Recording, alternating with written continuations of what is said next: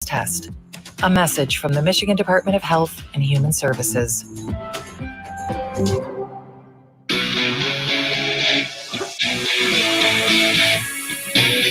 The Frank Beckmann Show, News Talk 760 WJR. Now sitting in for Frank Beckmann, here's Chris Renwick. Hey, good morning to you. We got a packed show once again for you today. Lots to talk about. We've got an all-out revolt on the governor's executive order, her most recent EO, on the mandatory wearing of face masks. If you're indoors, you got to wear a face mask. If you're in a crowded outdoor area, you got to wear a face mask. And we've just got police saying we're not doing it.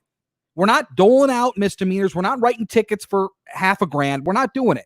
We don't have the people to go around and do that. So I find that to be very interesting. We'll get to that coming up a little while later.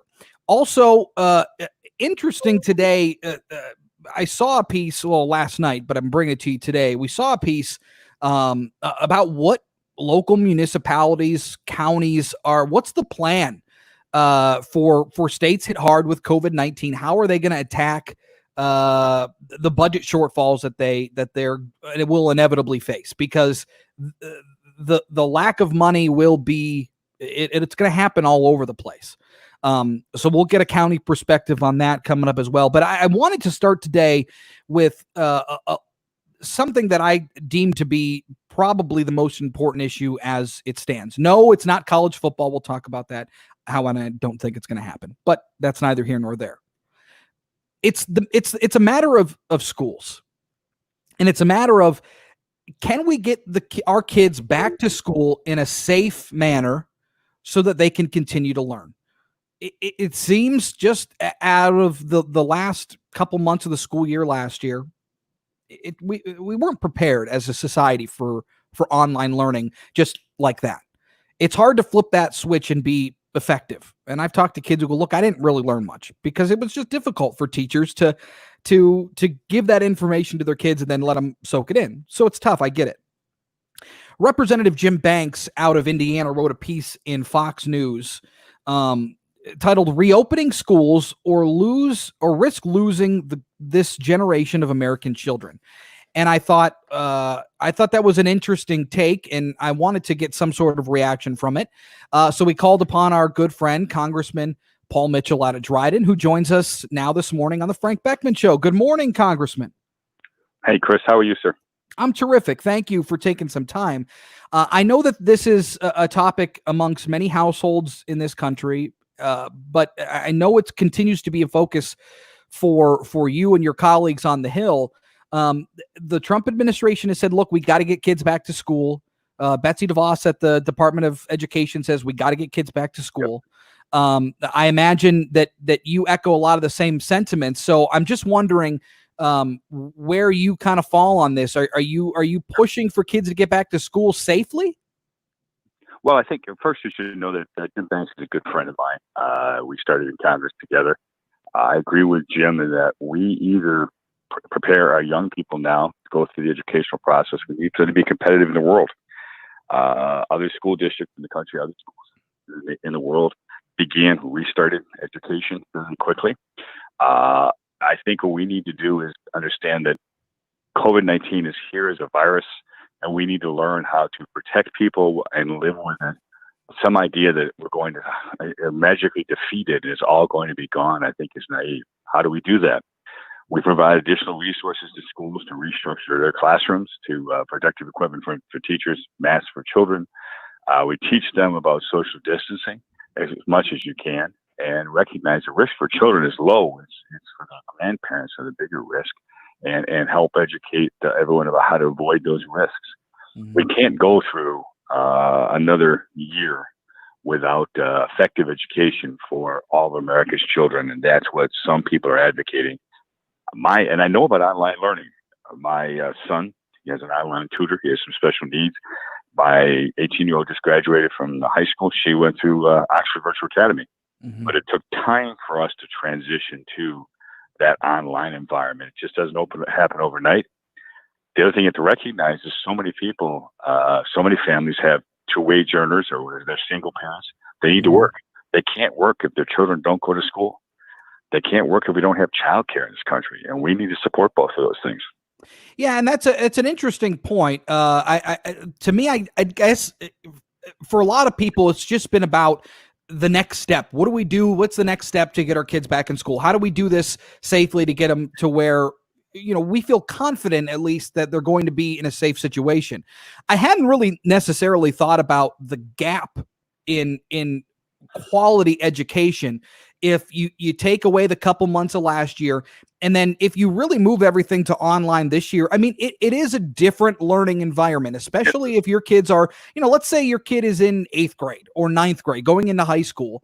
And they've gone to traditional public schooling or private schooling for that matter, but they're going to a brick and mortar. They're going to a place to learn in front of teachers where they can tangibly see things and touch things, where when you take it back, it is difficult because we don't have that infrastructure yet. Now, maybe we're developing it, but it is an interesting thought to think that there could be a serious gap in quality education for these kids. Well, I think there's a serious gap in even effective education. I mean, there's been studies long before COVID-19 that the best form of education is a combination of online and in-present brick and mortar learning. So that's most effective. And all kinds of studies of that. You can't eliminate that individual, that teacher involved in the learning process. It's tougher for young children up through middle school, because you've got to keep their attention. And you've got to help them with problems they have. And there are so many parents that are not prepared to provide that assistance because they're busy, they're trying to work. You got to provide them a quiet environment in which to do their schoolwork. And many households aren't set up to do that. I mean, go through your list of problems.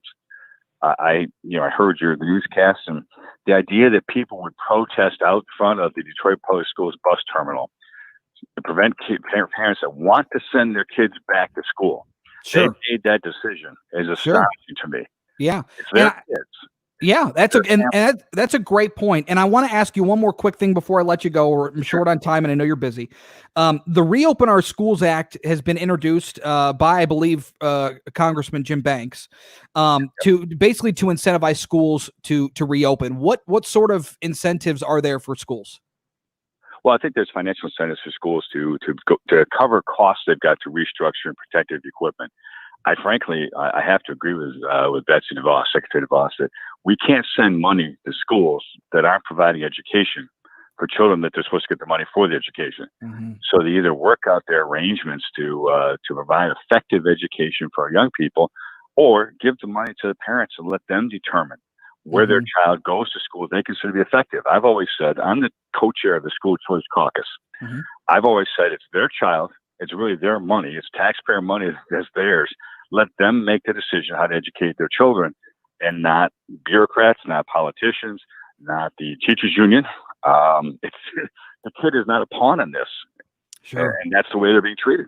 Interesting point, and a good one, Congressman Paul Mitchell. Look, we appreciate the time. I know this is going to be a topic up until the fall, and I know it's something that obviously you're keeping an eye on, and so are your colleagues. So we appreciate the time, and we'll check back in with you soon. Take care. Congressman Paul Mitchell, thank you. 800-859-0957, 800-859-0WJR. What are your thoughts on what we can expect for school going forward? Do you want to see kids back in the classroom? Do you want a more measured approach? Let me know. You can text that number as well. Again, today we're streaming live on our Facebook and on our YouTube, so you can head on over there and watch the show. I had to change of scenery today. I'll let you know why coming up next. In the meantime, let's head on out to the roadways and check things out there with Dana Clark. This report is sponsored by ExpressPros.com. Looking for an easier way to find your next job? It's time to get to know Express Employment Professionals. Visit ExpressPros.com to find one of over 830 locations to help support your workforce needs. 275 southbound at M14 accident is blocking the left lane. Now seeing two separate accidents, both on the right shoulders of 75 southbound between 9 and 8 Mile. Earlier incident, police investigation is now clear. All lanes reopened 75 southbound at 7 Mile. Disabled vehicle still blocks at right shoulder 94 westbound after Division Road. Now, WJR Weather First from the Weather Channel, sponsored by Liberty Title, protecting property since 1974. For over 45 years, Liberty Title has been helping buyers and sellers keep their real estate transactions safe and secure. You get to choose your title company. Don't fall for a split closing that adds to your closing costs. You have a choice. Choose libertytitle.com. Seeing some clouds around through early afternoon, otherwise sunshine, good-looking day, decent feeling day, too, for this time of year, 84. Tonight, settling back to about 67. Wednesday, a mix of clouds and sunshine, an isolated shower, maybe a thunderstorm, just a tad warmer, 88. From the Weather Channel, I'm meteorologist Ray Stagik on News Talk 760 WJR. Detroit Medical Center. We are committed to serving. All right, off. Hello, Michael. Hello, Good morning to you. Good morning. I really like that. I really like that view. Do you? Yes. This is my backyard. You know, God forbid we're still doing this thing in the fall. That'd look really nice with the foliage. Yes, it does. It does look pretty nice in the fall. You're right. Clay, good morning to you. How are you? Thanks for tuning in. We appreciate it. Mike. Clay's one of our most devoted Facebook viewers. Yeah, and we appreciate that. Of course, you there's a lot of media that you can digest, so we appreciate you taking your time with us. And Patrick, you are not wrong about that. Yeah, well, that's Mike Parsons for you. I mean, he is a whiz when it comes to this format, and he's very good. Well, when the station gives you a new toy for free, you know, this is something that I don't have to pay for myself. Yeah, I'm gonna run this thing into the ground. No, it's great. It's great because, again, we kind of talked about it, and look, you guys, when you listen to the radio, it's the radio. But here you kind of, if Mike and I have to talk about something in between the break, he'll let me know if a guest is coming or whatever. It's cool because then we can kind of give you a little bit of behind the scenes look at what we do. So it's cool. Yeah, and I wasn't a very athletic nor popular child, so I watched a lot of radio on C-SPAN. So this is very exciting. Sure. See, I love C-SPAN. I still do. It's just, again, it's that inside look at what happens, and it's cool. I think it's interesting. See, that was important to me. I used to love when I used to watch radio. When I used to watch radio on TV, I used to love watching the control. I mean, the studio was cool and everything, but yes. Yeah. Yes. Clay says, wow. Back in the 40s, they would watch the radio. I think you're right because they would just stare at the radio. Right. There's nothing else to stare at. It reminds me of that joke, like, is your refrigerator running? Yeah. You better go catch it. Back then, radio announcers used to talk like, how come everyone used to talk like this back then? Yeah, especially news reporters. Right. How do you got a fire on the block, see? Dry up for you. The depression. We're gonna miss you, Clay, when you go back to work. You can still watch us at work, Clay. We'll write you a note to your boss. Yeah, we'll give you like a doctor's note. Yeah. Nice WJR figurehead.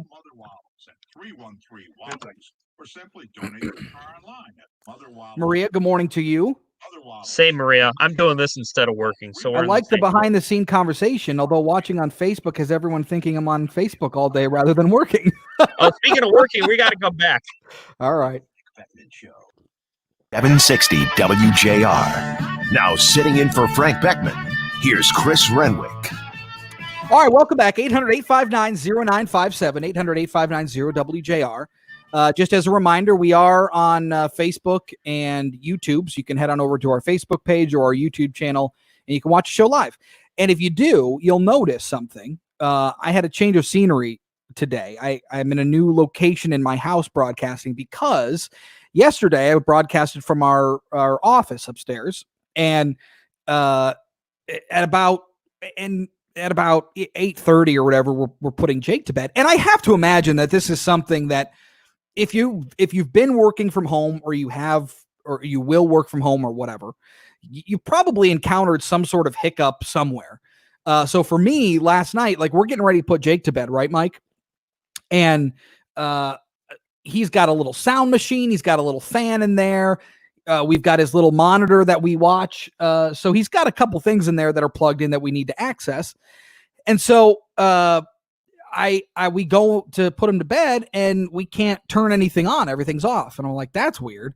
So I go over to the office and same thing. Everything's off. And I'm like, well, that's weird. I go into the bathroom, the bathroom in the hallway there. Everything is off there too. So I go into our bedroom and our bedroom works, our master bath works, our closet works, the whole thing. And I'm like, well, so obviously something is wrong with this portion of the hallway here. So I go down to the circuit breaker in the basement and find out that the breaker popped. And so I'm trying to put it back in and it's just not working. So something's wrong. So I couldn't broadcast from upstairs. So now I'm in my I'm in my dining room here. And now you've got my backyard as a back shot. So. Huh. I don't. Did you have too many things plugged in? I mean, I mean, nothing more than normal. So, but whatever. So you can head online to see that if you want. I'll come over your house. 20 minutes to 3 hours on YouTube. I will have that thing fixed. Perfect. I appreciate that, Mike. Or I'll probably make it worse. But more than a producer. Something a man of many talents. Yeah. Like 800 man Parsons. Yes. 800-859-0957, 800-859-0WJR. You can call or text at that number. And I want to head to the phones. Let's go to Lee in Grosse Pointe Farms. Good morning, Lee. Good morning. Good morning. Can you Good hear morning. Yep. What can I do for you? Well, I'm a friend of mine Facebooked on the President Trump is trying to hurt the children by paying the state's money for education in relationship to the schools opening. And I responded to him that many children, I taught in Detroit for a while, many children are unable to motivate themselves to use a computer or even can afford to have a computer. And many of their parents are not educated enough to help. And so these kids are going to be lost in the cracks. The disadvantaged kids are going to be the ones who suffer the most if the schools don't open, in my opinion. I also have friends who send their children to a private school, and they made a caveat on their initial payment of tuition that if the schools don't open, they get their tuition back. And on a sideline, that phone alert we got yesterday on our phones from the governor to me on my earbud about the face masks. Yeah. Excuse me, I feel like Big Brother. It's being our emergency phone alert is being used for her personal face mask message. That's unconscionable. Yeah, like a national attack. Yeah, I was scratching my head on that too, Lee, and I was a little confused because those are usually reserved, like you said, for emergencies or for like Amber Alerts, which I understand. But to remind people to wear a mask or you'll be charged $500, I found that to be a little questionable in terms of a use of that technology. Also, Lee, I will say I couldn't possibly agree with you more.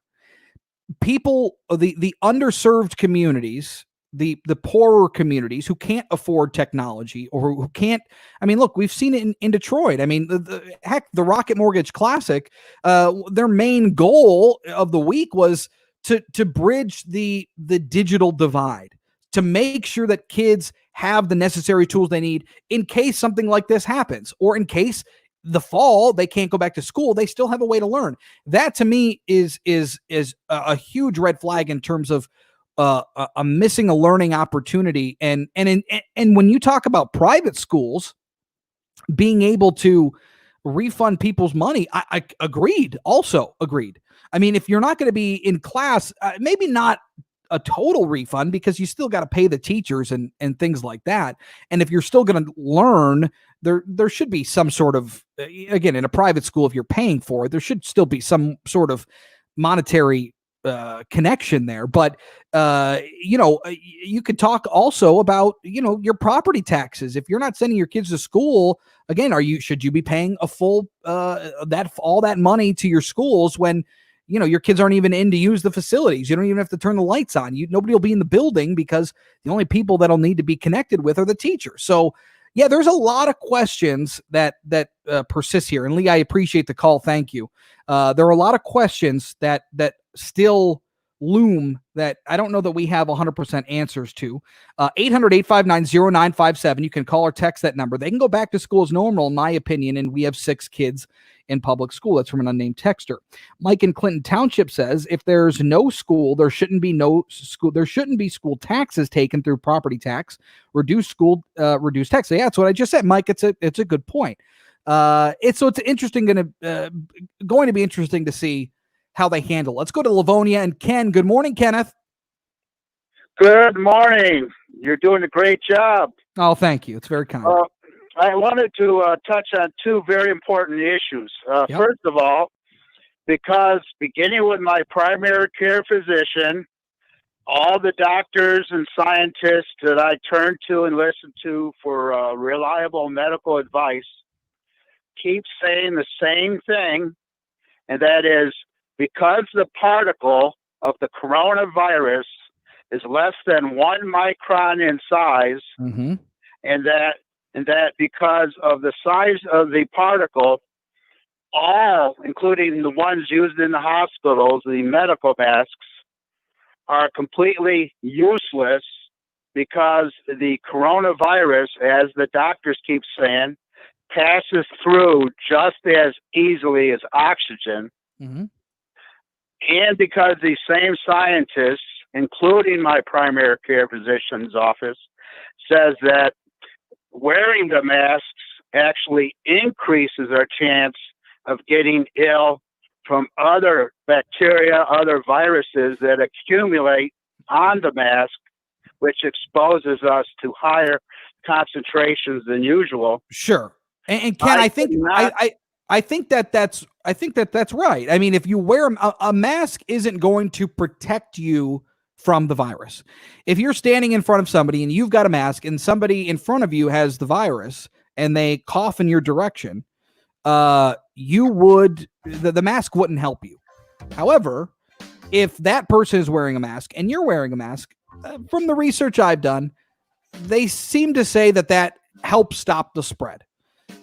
So I guess you take it for what it's worth. I mean, I'm not telling anybody if you got to wear. I mean, look, I wear a mask, but that's me.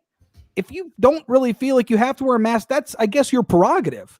But it seems most people say that if most people are in masks, it will stop. That's just what we've seen. That's what we've heard. There are dissenting opinions, like in anything. So it's an interesting point, Ken. Thank you. Appreciate the call. 800-859-0957, 800-859-0WJR. You can call or text. You can also head to our Facebook page or our YouTube page and watch the show live there. In the meantime, we have some other stuff to get to, including what are these local municipalities, counties going to do when their budgets are due, and there's going to be a significant shortfall there. We'll talk to Macomb County Executive Mark Hackle coming up after the news, but first to the roadways with Dana Clark. This report is sponsored by Churches. If every day feels like the last, beat Churches' new $5 Campfire Smokehouse Chicken. Crackling campfire flavor that's bold to the bone, plus mashed potatoes and a biscuit. Churches, bringing that down-home flavor. Offer valid at participating locations.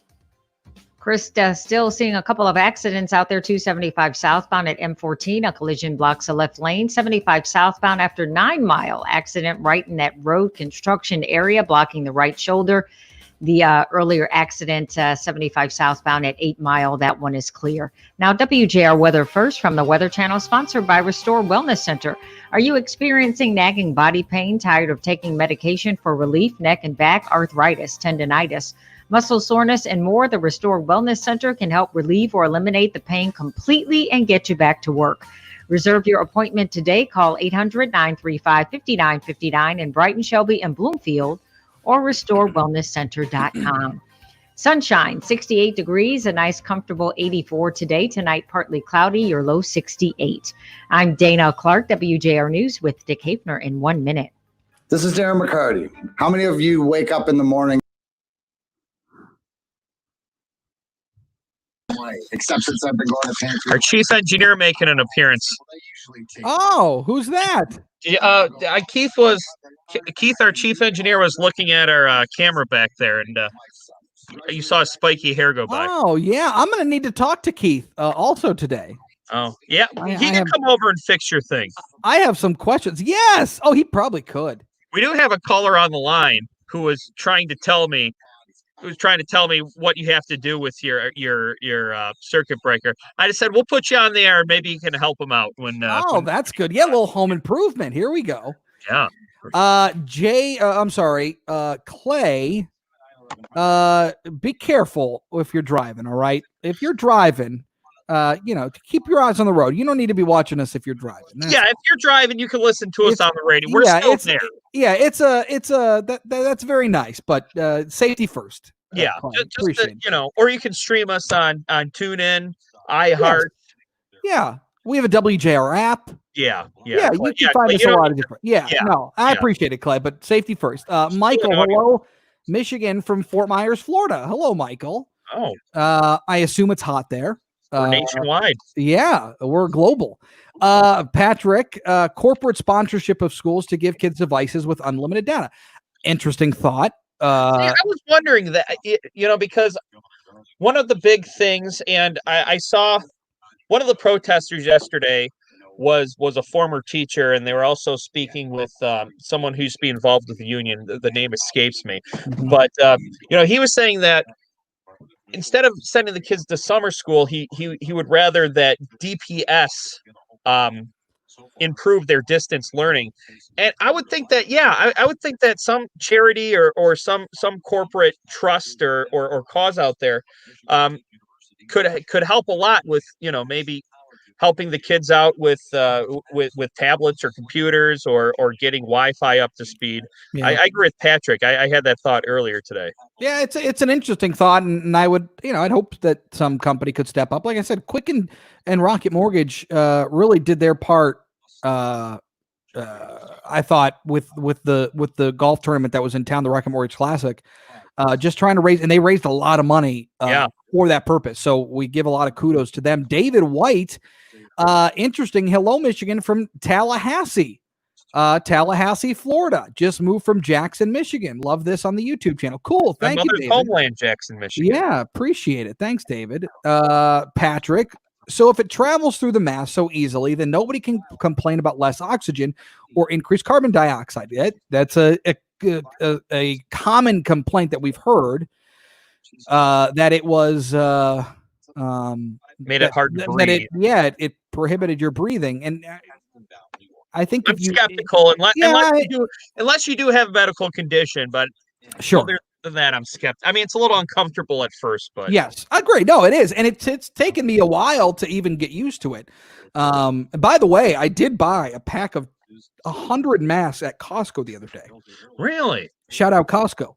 Yeah, it was pretty awesome. I hadn't expected that. Also, they did have Clorox wipes. Wow. But I didn't get any because they were gone. But I saw people with them. It was crazy. I got to tell you, for a while, I thought toilet paper and Clorox wipes were going to become the new currency. I still never figured out the toilet paper thing, but I guess whatever. Maureen, true story. I was in Home Depot last week, and the lady that was standing next to me took her mask off to cough. that defeats the purpose. That defeats the whole purpose. I did sneeze in my mask one time, and it was really gross. But I kept it on because that's sort of like you covering your mouth like this until you have to cough, and then you just start coughing. It's exactly right. Yeah. Anne-Marie, seriously, oh my. Clay, masking coughs. I have the mask over my mouth, and I don't cover, even just cough and let it out in the air. Oh, I got to call Hackle here. Okay, let's get Mark on the line. All right. I get Ford masks at work, so I don't need to buy any. Cool, that's good, Patrick. Yeah, it's nice if your place of business is able to provide you with some masks. That's cool. Well, as always, guys, if you're interested and you want to chime in on the show, you can do so. 800-859-0957. That number right there. Right there. Hey, Mark, it's Mike with Chris. I'm filling in for Chris. So you can good. How about you? You can do that. Yeah, well, I got stuff going on. Yeah, right. Yeah, exactly. They're bringing in the backup here. All right, I'm going to. I'm talking about me, Chris, not you. So don't worry. No, it's all right. I understand. Put you on hold, and we'll be. No, he's not. He's not. I just didn't want to be misconstrued. Okay, I'm gonna put you on hold. We're about a minute or so away. Can help your child like it helped Christina's son Eli. I will say, Mike, one of the nice things about doing the show from my dining room is I'm closer to my coffee. Yeah, I was gonna say I have to walk through at least one room and one hallway to get my coffee here. Yeah. Yeah, and freshen up during the week. Yeah. Oh, we're back in 30. Okay. Mark Hackle coming up. Mark Hackle. I believe you said that on the radio, but Their arms around you too, and you feel like family.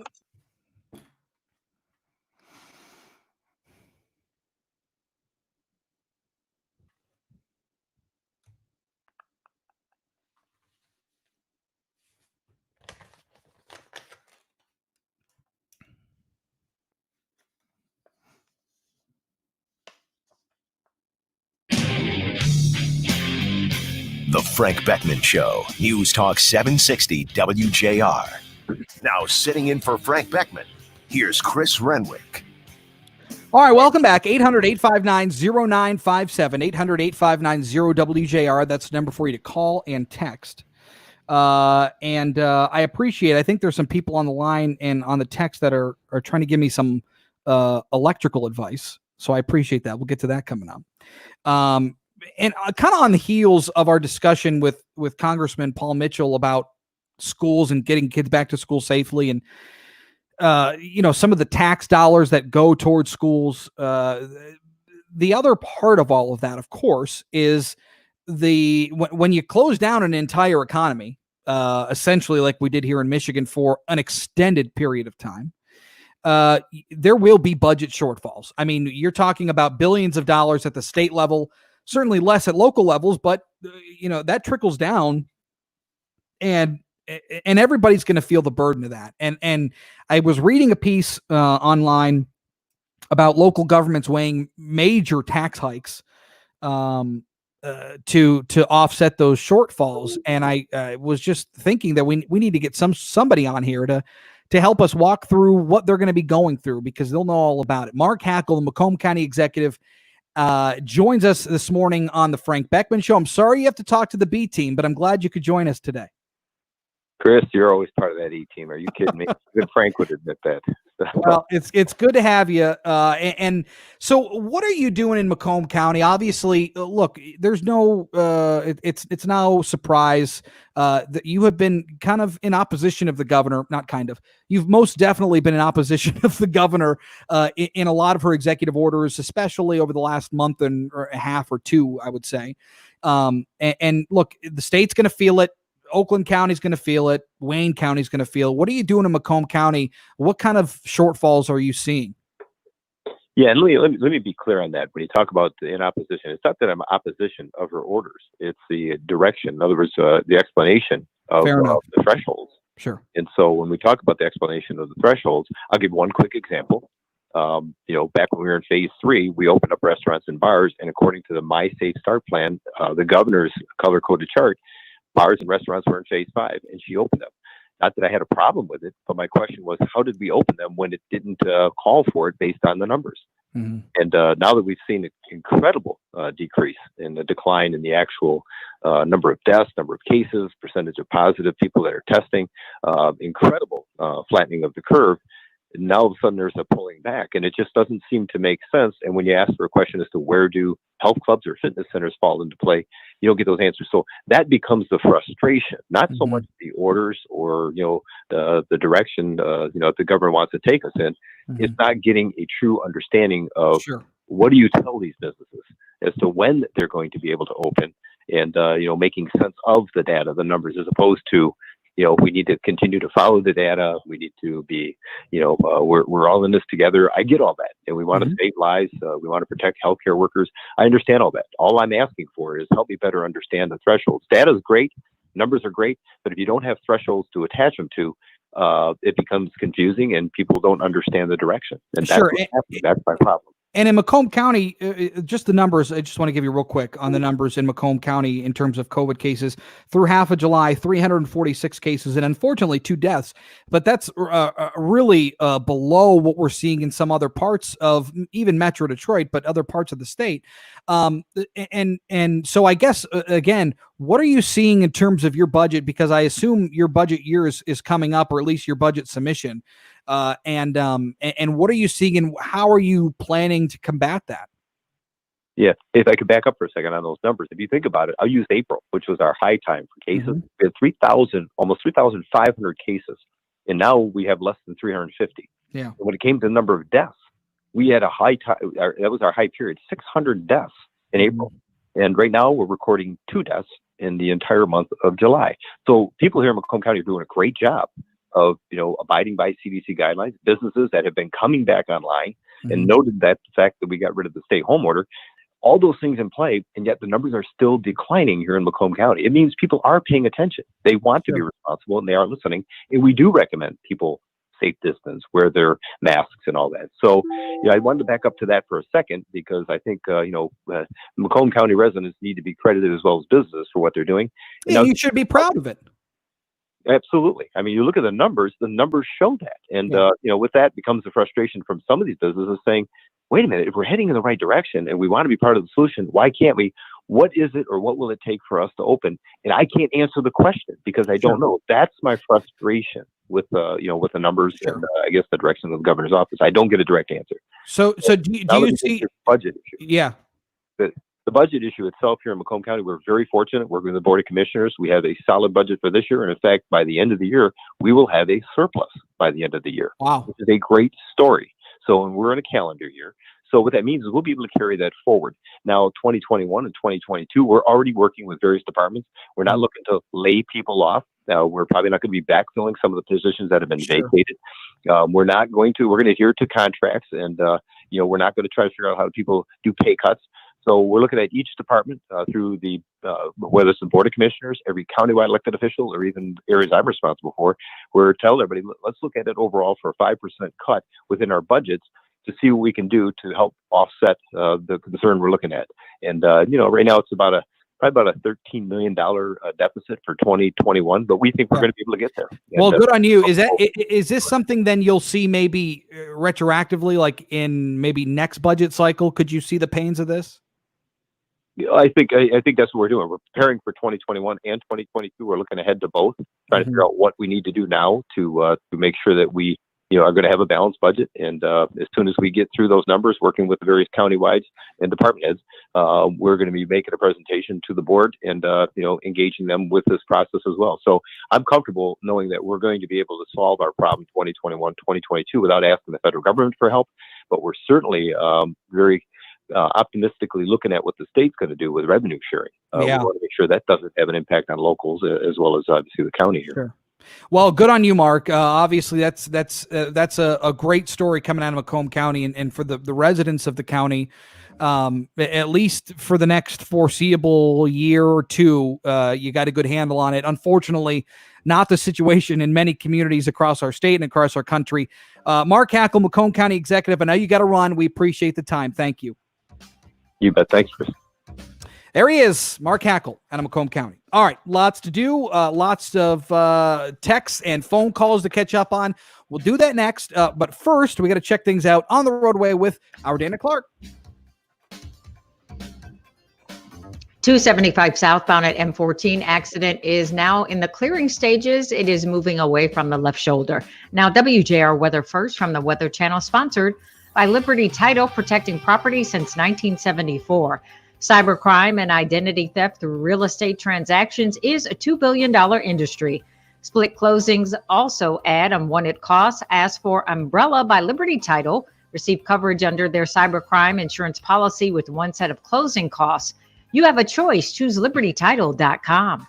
Seeing a few clouds around. Otherwise, I think blue sky is going to win this one this afternoon. 84, right where we should be this time of year. Tonight, some clouds, 67. Tomorrow, mix of clouds and sunshine with a passing shower, possibly a thunderstorm, and a high, a warmer 88. From the Weather Channel, I'm meteorologist Ray Stidging on the 760. How much do you need to save for retirement? Hi, I'm Rick Edelman, founder of Edelman Financial Engines. The question's simple, but the calculation can be complex. How much you need to save for retirement depends on how much income you want, what outside sources you'll have, like Social Security and pensions. And here's the good news. You don't have to guess.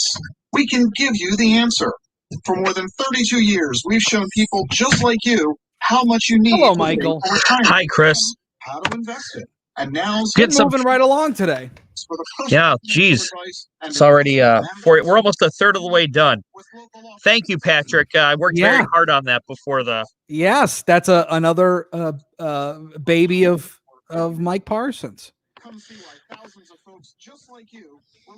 Oh, that's a personal question. I will be 30. I will be 36 a month from yesterday. So everyone Venmo me $5 for my birthday. I will be. I won't be that old. Put it that way. Well, yeah, local celebrities never reveal their age. Mike is very old. Yes, I am. I'm at least 2 to 3 years older than Chris. At least. At least. Yeah. We have some young ones running the show. Yeah, Clay. Mark Gardner, Chris, love the background. It appears you are up north. Great show. I am not up north, Mark. I don't know if you are just tuning in now, but I had a little electrical problem up in my office in the upstairs in my house, and so I had to come do the show from my dining room. So now you got my backyard. You can't really see it, but I have my fire pit set up back here, so I have some chairs around. So I haven't really. You should grill up some burgers on like the breaks and stuff. I really should whip up some kebabs. Yeah, you and I are big grillers. We talk about that quite a bit. I made some great ribeyes last night on the grill. Ribeye has been my favorite thing to grill recently. You know what? Maybe that should be a topic on. Or I'll tell you what. This is a special for you guys here. Facebook exclusive. Facebook and YouTube exclusive, only for you guys. We won't bring this up on the show.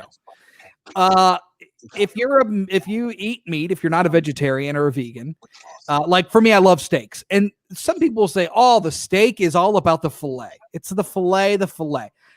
A little rich for my blood. It's wrong. That's not right. The best cut of steak is the ribeye.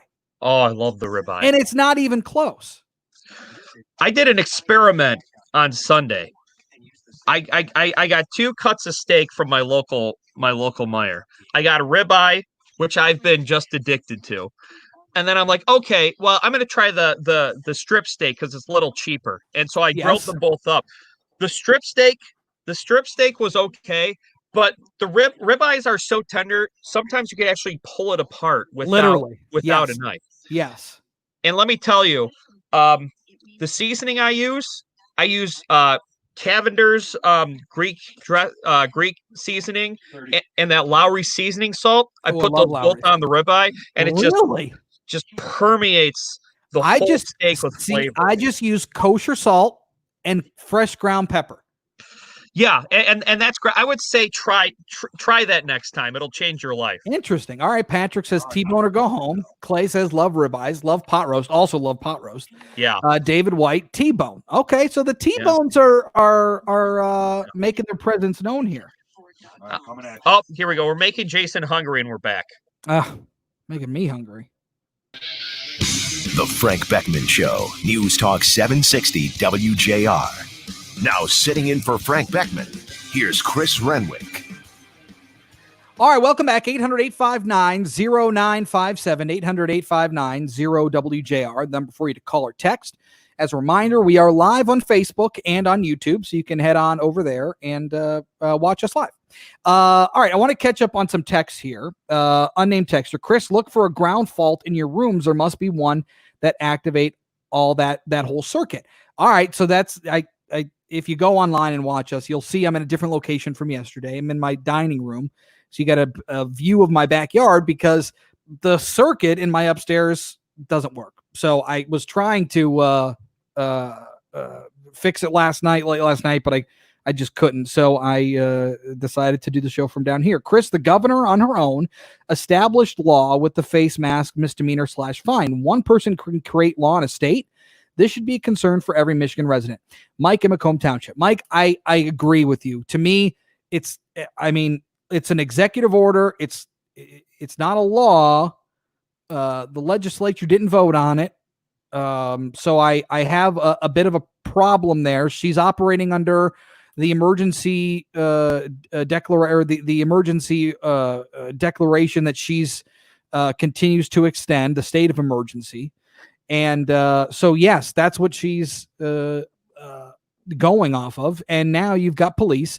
And we'll talk to Macomb County Sheriff Anthony Wickersham coming up in the 10 o'clock hour. So stay with us. But yes, that is something that a lot of people I've heard mention. Good morning, sir. Great job filling in. You have on at 947 North reading. I'm from Talking Points. All right, we'll skip that. The oxygen exchange through a mask is like drinking through a straw versus a stir stick. The oxygen exchange through a mask is like drinking through a straw versus a stir stick. Okay, that's from an unnamed texter. Masks are effective in stopping the spread of the virus. You can argue the specifics of how they work or don't, but they are an important public health tool in significantly reducing the infection rates. I'm a freedom-loving Republican, but how about if we just wear our damn mask and save our outrage for the anti-police movement, anarchy in our streets, and our leaders, public and private, catapulting to the demands of angry mobs? Look, I this is an unnamed texter. I would agree mostly with that. I mean, to me, it seems that I'm gonna go ahead and wear the mask. I probably feel like most people should. If you don't, that's your prerogative. You have that right. But yeah, I do wear it. I wear it anytime I go out. If I go to the golf course, I'll wear it when I go in to pay to the clubhouse. I'll go into the clubhouse with it on, and then I don't wear it when I'm golfing because I'm outside and we can socially distance. So I think there is a time and place for it, and that's, I guess, a judgment call. Let's go to the phone. Salvador and Lennox. Good morning, Sal. Your plugs that don't work, and the GFI is up. It's popped out, the red. Oh, you think that's what it is? Yes. All right. Are you an electrician? No, I used to work for the phone company. Oh, okay. And I built my own house, and I did all the electronics on it. Oh, geez. All right. Well, I'll take a look at it, Sal. I appreciate that. Thank you. If you find it popped out, first push the black one, and then the red. All right, Sal, I appreciate the call. Thank you, my friend. That's very helpful advice. I appreciate that. I will do that at 12:01 as soon as I'm done here with you guys. I appreciate that. Let's see. Who are we going to next? Let's go to, how about we go to Rob in Roseville. Morning, Robert. And Rob. No Rob. All right. Let's go to Gary in Bowling Green. Morning, Gary. All right, let's go. How about we go to Dan in Lapeer? Morning, Daniel. Dan. Hello. Hey, what's up? How are you doing? I'm good. What can I do for you? Well, I'm going to tell you what. I'm white. I'm a Christian. I've been married to the same woman for 60 years. I've lived in the same house since 1966. My main concern with my kids is they know the Lord Jesus Christ. So we're out of the way. I'm going to tell you what. Why am I the problem? Why am I all of a sudden I'm the problem? I've never been a draw on society. I've always been self-employed. I've never been a draw on society. And then on another thing. Well, wait, hold on. What do you mean that you're the problem? Why am I? You watch the news. You watch anything. Watch the media. I'm the problem. White America is the problem. I'm not a racist. Don't get me wrong. I'm very, very, very conservative, and I've always worked in the public sector. I'm not a racist. I've worked with everybody, you know, and I just, all of a sudden, I'm the problem. No matter where I go, if you watch the news, you listen to the media, I'm the problem. Yeah. You know, I'm sick and tired of it. You know, our legislature, our full-time legislature works 3 days a week, Tuesday, Wednesday, and Thursday.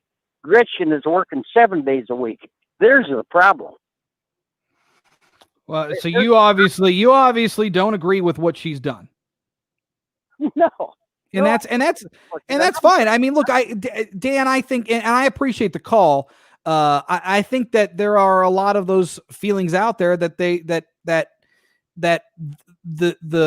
the going around the legislature is wrong. I think that's a common theme. She'll argue that we're in a time of emergency. We're in a state of emergency. So she operates under that purview. And so that's where there's obviously a disconnect. And we've got laws on the books that basically contradict each other. And so it's hard when you've got a law that allows this to happen. And again, they're going to be able to, any governor, Republican, Democrat, man or woman, will be able to operate under that purview. I appreciate the call, Dan. Thank you. Let's go to Kevin in Ortonville real quick. Kev, go ahead.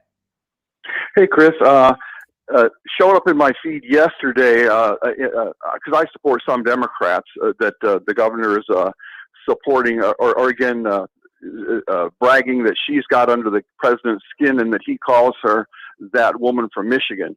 And I went, well, why is that popping up again? Because he never said that. And it turns out New York Times on Sunday ran an article about the 3 women in Michigan. And he said, and they said again, that he referred to her as that woman from Michigan. Well, other than the Saturday Night Live skit, that never happened. On March 27th on CNN, he was talking about Vice President Pence, and he said Pence is calling all the governors. He's calling the governor of Washington. He called the woman from Michigan, and he's doing a great job. So they've jumped on that, and I just think everybody, when you see all these women walking around with their T-shirts that say, I support that woman from Michigan, he never said it. All right. Well, hold on. I want to play the cut because I think we have exactly what we have. Let's play that cut. Go ahead, Jace. I tell him, I'm a different type of person. I say, Mike, don't call the governor of Washington. You're wasting your time with him. Don't call the woman in Michigan. Well, it doesn't make any difference what happens. The governor of Washington? No, you know what I say? If they don't treat you right, I don't call. Yeah. All right. So there you go. That's what he said.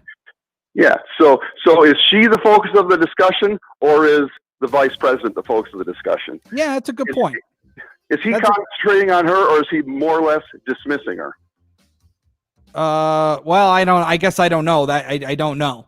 That would be a question for the president. I don't know what his exact focus on there. Kev, I appreciate the call. Thank you. I got to run. We got to take a break. We'll get some more of your calls and your texts next after the top of the hour news with Dick Hafner. But first, to the roadways with Dana Clark. Traffic First sponsored by Chris Furniture. This summer, enjoy spending time with your family around a new dining room set from Chris Furniture, U.S. made of solid wood direct from the manufacturer. Chris Furniture in Livonia on the corner of Plymouth and Farmington Roads, or chrisfurnitureinc.com. We are looking at, we are accident free right now. Finally, Chris, 75 southbound after 9 Mile. Earlier accident is clear. Also 275 southbound at M14. That accident is gone. Southfield Freeway southbound at Michigan Avenue. Road construction has you slow from Ford Road. Now, WJR Weather First from the Weather Channel, sponsored by the law firm of Victoria. Divorce and family law for women only. Family members and friends pass this information on to your loved ones. Asset protection, best interest of the children. The conversation starts with the law firm of Victoria. Call 248-723-1600. VictoriaLawFirm.com. A great day ahead once again today. Looking at sunny skies, currently 73 degrees, going up to 84 today. Tonight, partly cloudy, low 68. It warms up on Wednesday. Some clouds, a stray shower possible. Mixture of sun in there and a high of 89. I'm Dana Clark, WJR News with Dick Hafner in 1 minute. maybe exactly when you need it to. Right now, MetaShare. Nice job on that cut, guys. Well done. This could save you. I had a feeling we've played that on our air before, so I figured we had it in the system. And hey, for transparency, we play it and people can decide. Sure. Mike does a happy dance every call that makes it on the air. Not every call, but if you remember earlier in the segment, I feel like this is like the post-game interview here. If you remember earlier in the segment, we had about 2 or 3 callers in a row that weren't there. So, as radio people, when we're taking calls, there's always that panic that sets in, thinking, uh-oh, our phone calls have gone down. So, usually what happens is like, maybe one person has a problem with their phone, someone else drops. And then, but then you're like, uh-oh, is this a pattern or is it just a fluke? So, yes, that was me being relieved. Let's see here. We've got new comments. Morning, Rich. Rich chiming in. Beautiful setup, wonderful aesthetics. Love the phone number crawl and the on the phone. Yeah, that's very cool. That's all Michael, Richard. That's Rich Luzinski. Great eye by Clay, spotting Rich before he even said anything. Rich, if you're in the building, you can come in and say hi if you want. Sure, absolutely. Yeah. Very cool. So anyway, Patrick loves the guest. Thank you, Patrick. Yeah, hey, it's cool. Yeah. I like it. Maybe for our like Halloween episode, we could like put like little spooky things around, or like maybe a pumpkin, like the if you watch The Office when Dwight puts the pumpkin on his head. Oh yes, that's actually the banner on my Facebook, actually, because is it? There's 2 things I love. It's The Office and I love a Halloween. So that's 2 of my passions. The Office and what? And Halloween. Oh, Halloween, yes. Yeah, there he is. That one right there. That's Dwight with the pumpkin on his head. I'm thinking I'm going to wear a Jason mask on Halloween. Are you? I'm flattered. Thank you. Yeah. Oh, yeah. Yeah. That'll scare them. That'll scare them. Jason, poke your head through the. There you go. Not that Jason mask. No. No. Actually, human masks are creepy. You ever see those old man masks that are at Halloween? No, they really are. They really are very creepy. I mean, this video, never before have we had to think of a Halloween costume to wear to work, but now that we're on video. True. Yeah. Bears beats Battlestar Galactica. Very good, Patrick. Good pull. So many great Dwight quotes. Oh. I saw a depressing post. So, I obviously am a big Office fan. Yeah. But I saw a post the other day because I believe so I have Netflix. I believe The Office is going off Netflix the last day of the year because it's moving over to NBC's streaming service. Peacock, I think it's called. And I got to be honest, it made me super depressed. I actually always watch the reruns on Comedy Central, probably about 2 or 3 nights out of the week.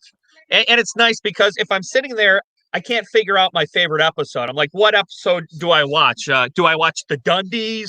Yeah. Do I watch the dinner party? The dinner party, that's another classic. Do I watch the one where Dwight gets a job at Staples? That's an underrated episode. Oh, yes, very good episode. So Comedy Central does the work for me. Well, see, for me, I start it from the beginning, and then when I get to the end, I start episode 1, and I just watch. I've probably watched that series 100 times. And it's weird. The whole first season is kind of like a pilot episode. There's like a 6-episode pilot. Yes. Yeah. Yes. It's the whole show is. I mean, I also love the British version though. The British version, again, it's different. It's a different type of humor, and the acting it's just a little drier, which is normal coming out of Britain. But it is also a fantastic show. I'm going to say something controversial, and this will probably get me banned from the internet here. But Michael Scott is GOAT, right? Steve Carell, greatest of all time. Yes. I would have watched the spinoff of Robert California. I thought Robert California was such a great character. No, I agree completely. I would have liked to see when he goes to train the gymnasts in Europe. I would have watched that. His real name's Bob Kazamakis. I don't think him and Michael ever interacted. I would like to see some interaction between those two. See, this is what you get when you come to the stream. Do you see? This is what happens. Right. It's cool. And I just want to point out, this is something where obviously we're not talking about The Office on the air. But if you want to come on here when we're, you know, we've got some downtime here and we got some you know, in between some stuff, and this is what you come for. By the way, Rich, looking very dapper in your Rich and I are very we're old time friends, so him and I share the same views on The Office and many other things. Yeah. Yes. All right. So Chris, I will have to reorder here. I would say go to Mary from Dearborn, and then I'll reorder with the people who dropped. All right, that sounds good. Thank you. Hopefully I won't have to happy dance. Sure. I like the dance though. Yeah, that was a more of a dance for relief. Yeah. Yeah. I like it. How far are we away, Jason? 5 seconds. Oh, 5 seconds. Here we all go. right, here we go.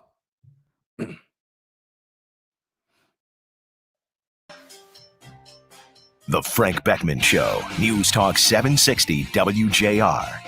Now sitting in for Frank Beckmann, here's Chris Renwick.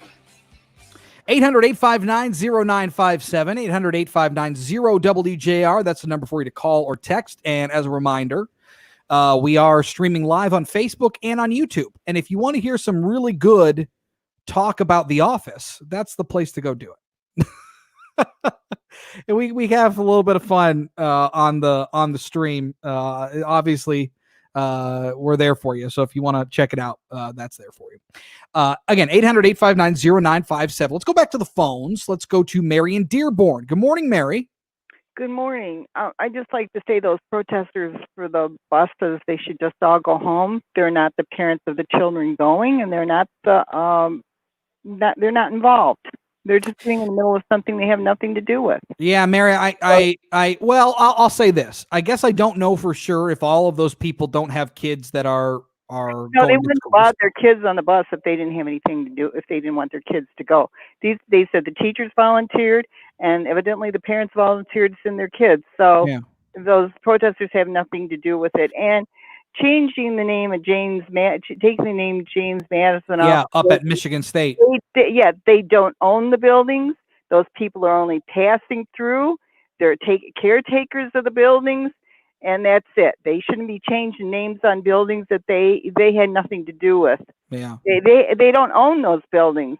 Our tax dollars go to those places. Well, and I mean, the state of Michigan should get to vote on that. Yeah, Mary, it's the same principle with the statues. I mean, they don't own them, but they want them down. And I mean, look, that's where we're at.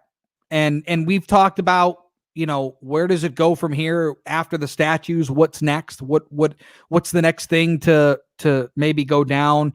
Maybe it's the name of buildings, and we've seen it at the state level, and maybe we'll start seeing it at our universities here in the state and around the country. But yeah, and in terms of the bus things, Mary, and I appreciate the call. Thank you.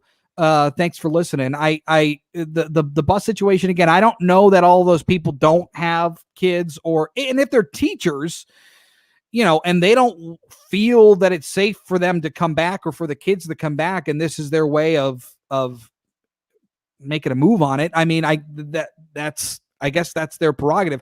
But if you don't have any skin in the game, if you don't have a kid that goes to the schools, or if you don't have a kid that's going to summer school, I don't know what you'd be doing out there protesting, but that's just me. Chuck on the road. Good morning, Chuck. Well, good morning. I promised Max that I'd pull off the road because I hear I have a noisy car, so hold on just a second. All right, you're good. Go ahead. Yeah, my subject that I thought I'd bring up was, essential workers. So I was considered an essential worker by the clinic that I'm an intern in, and so it's caused me to drive on the roads. And what I have noticed is that there's an essential worker out there that nobody's talked about. And that would be the one that is putting up electromagnetic frequency towers. the towers themselves have had to have multiplied 3 to 4 times, and the number of transmitters and receivers they've gone up exponentially. And I also understand the same thing has been happening in the schools, where we are wiring those things so that we can do more internet, etc. In my field of natural medicine, this is a new toxin, electromagnetic frequency. So I am genuinely concerned that we are doing a disservice to our public. So that would be my comment. Interesting thought, Chuck. I appreciate the call. Thank you. 800-859-0957. Let's go to Belleville and Dan. Good morning, Dan. How you doing, sir? It's a great job you're doing. You know, we're seeing all these cases spike up all over the place. Is it dawned on anybody that maybe these are the people that are getting these cases that have been, hidden away with their immune system dropping down and now finally coming out and being exposed to the world again? Had we just stayed open and went on, I got a feeling all this is behind us. And just very quick, the white Christian that was, married for all these years and stayed loyal to his wife and worked hard and paid his taxes. And, he's the problem. He really is the problem. I mean, white people have destroyed in the world, and it's time that we all. I mean, look, we created electricity, right? Wasn't that a white guy? The airplane, the telephone. Okay, wait, hold on, Dan. I don't want to do that. Okay, I don't, because we've got people in this country that have contributed and invented things and made things of all different races, nationality, creeds, religions. I don't want to go down that path. That's not something that I want to do. Everybody's contributed to some extent and built this country to be where we are. Are people angry? Yes. Do they have a reason to be? Maybe. I don't want to discount that. But I think that, in my opinion, there's a way to direct that anger in a more productive way. Sometimes, if you want to be out protesting, God bless, you have that right here. That's a part of what makes this country great. It's when it escalates. It's when it becomes more than just a peaceful protest. That's when I start having a problem. But I don't want to get into, well, these people invented. No. I don't want to do that. Because I think everybody collectively has contributed to our society, to our country. So I appreciate the call, but that's not where I want to go with this. 800-859-0957, 800-859-0WJR. Let's go to Brighton and Chris. Good morning. Hey, Chris, doing a great job. Oh, thank you. My comment is, if they want to tear down the statues and everything else to tear down the history of the United States, and we've got to go all the way back to tear down the history of the Colosseums, of the Parthenon, of the Acropolis, and of the sure. Egypt. Because those were all built by slaves. All of our ancestors, as we go back in the time of the history, if people read their history books, we were all slaves at one point in time in our history. We cannot change history. History is history. It's there for us to learn from and not to do the things again. Yeah, I agree. And to me, I look at that particular portion of our history, that is an ugly stain that we have to bear. It's something that we have. It's something. It's something. We have to be reminded of it so it does not happen again. Well, I don't know that we necessarily need to be reminded of it, but we need to not forget it. We need to suppress it is the wrong word, but we need to make sure that we understand what happened, what went wrong, why it happened, and how we learn from that. We need to learn. I'm not saying there's going to be another, enslavement in this country. It never will. But I just mean we need to take what happened and learn from it. And unfortunately, like I said, it's a nasty stain, and it's not something that we're proud of, and it's not something that should define us. It's something that we should learn from and become better from. just like anything in our lives day to day. You try to be a better person. Chris, thank you for the call. Appreciate that. 800-859-0957, 800-859-0WJR. Call or text. We will get to some text messages coming up. I let them pile up. We'll get to those on the other side of traffic and weather with Dana Clark. This report is sponsored by ExpressPros.com. Looking for an easier way to find your next job? It's time to get to know Express Employment Professionals. Visit ExpressPros.com to find one of over 830 locations to help support your workforce needs.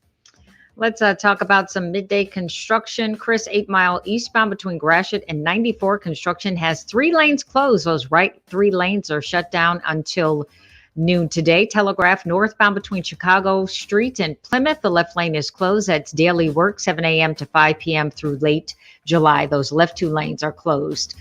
Now, WJR Weather First from the Weather Channel, sponsored by the Restore Wellness Center. Tired of dealing with nagging body pain? The Restore Wellness Center will reduce the pain and scar tissue, improve blood flow, nerve function, and muscle stimulation. The state's best non-invasive laser therapy treatments will reduce your pain. Call 800-935-5959 in Brighton, Shelby, and Bloomfield, or restorewellnesscenter.com.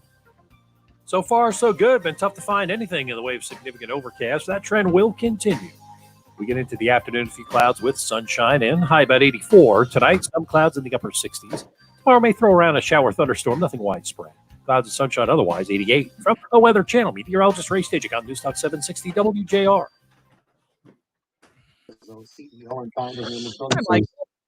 Hi, Chris. Oh, man. Hold on. Frank Beckmann, Shelby's home. I'm going to have to reorder these again because Helene from Howell will be your first. And then I'll once you're on, I'll retype who's there and who's not. You said Howell first? Yeah, Helene. Okay. Helene. Let's see. Oh, wow. Well, Rich Luzensky has become a celebrity on the StreamYard thing. No, it's true. And yeah, if you guys haven't seen, Mike, you'd explain it better. Maybe I'll take people on a little tour either later on today or tomorrow. But Rich Luzensky fills in for Dana Clark. He does traffic in the afternoon. Well, and obviously he's our engineer on our show. He wears so many hats. Yeah, but multi-talented. Put up a whole green screen studio back in the traffic department. He made a milkshake live on the air. He's an innovator. He made a milkshake live on the air? He was trying to get a sponsorship deal with Guernsey, I think. I don't know if it's in the talk, but it wasn't live on the air. It was during these little, Yeah, I didn't know that. Talkabouts. So yeah, he's his Q rating has gone up quite a bit. Yeah. Yes. It's funny. Most of these comments we've gotten are people talking about Rich.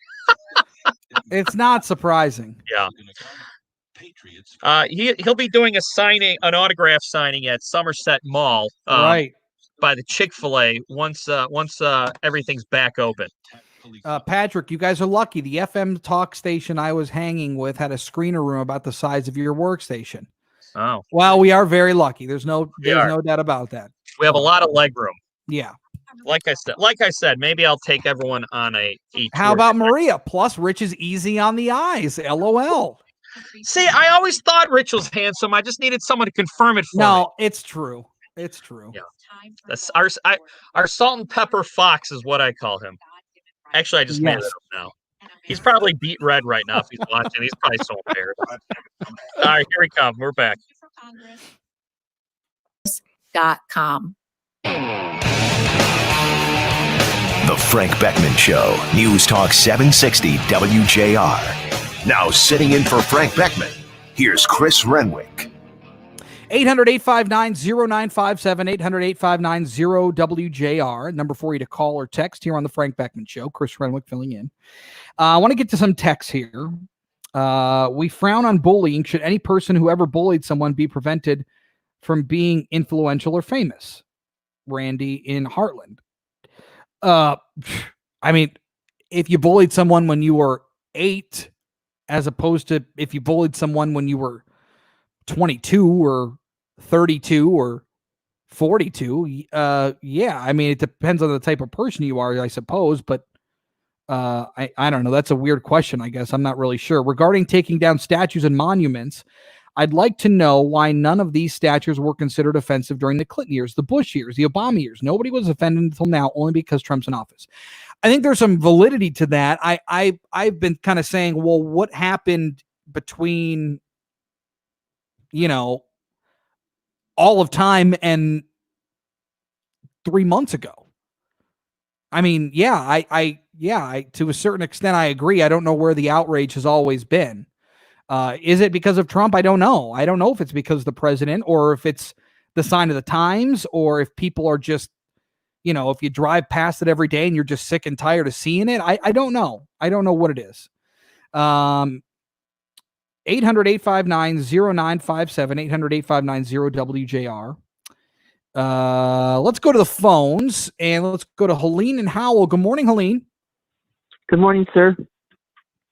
What can I do for you? If it's been decreed that we should wear masks because they think that'll bring the COVID numbers down, and if we've turned that over to the proprietors of the store and they turn it over to an employee who is being hassled at the door, perhaps it's time to use some of the COVID number to give the employee at the door a body cam.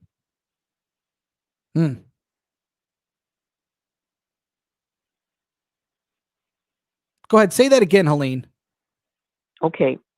I'm thinking that if it's been decreed that we bring that wearing masks will bring down the COVID numbers, and the wearing of the mask has been turned over to the proprietors of the store, and they turn it over to an employee, and an employee is being hassled at the door, then perhaps we should be using some of the COVID numbers to give the employees body cams so they're a little safer. Yeah. I mean, I understand. I understand what you're saying. Kind of like they're being forced to be the police. Right. What you're getting at, Helene? Yeah.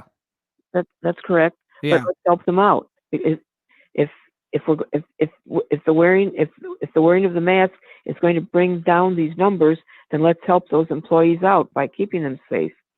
Sure. Yeah, point taken, Helene. Thank you. Appreciate the call. 800-859-0957. John from Commerce. Go ahead, John. Yeah, thanks for taking my call. I'd like to make a comment. Do we give in to mob rules? Meaning that anybody that wants to change anything, all they have to do is show up with enough people and we'll do what they want? You think, should we? No, I said, that's the question. Should we give in to mob rule? That's what you're saying. Because of course not. I mean, of course not. And I think that's the ridiculousness in all of this is like I said, where was the outrage 3 months ago? Where has this anger been for all of these years?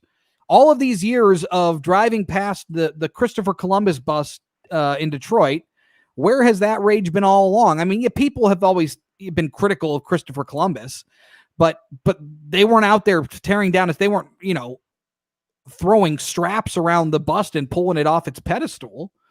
No, I don't think we should give in to mob rule. I don't. I think there should be a level of order to all of this, but there isn't right now, and that's the shame of it all.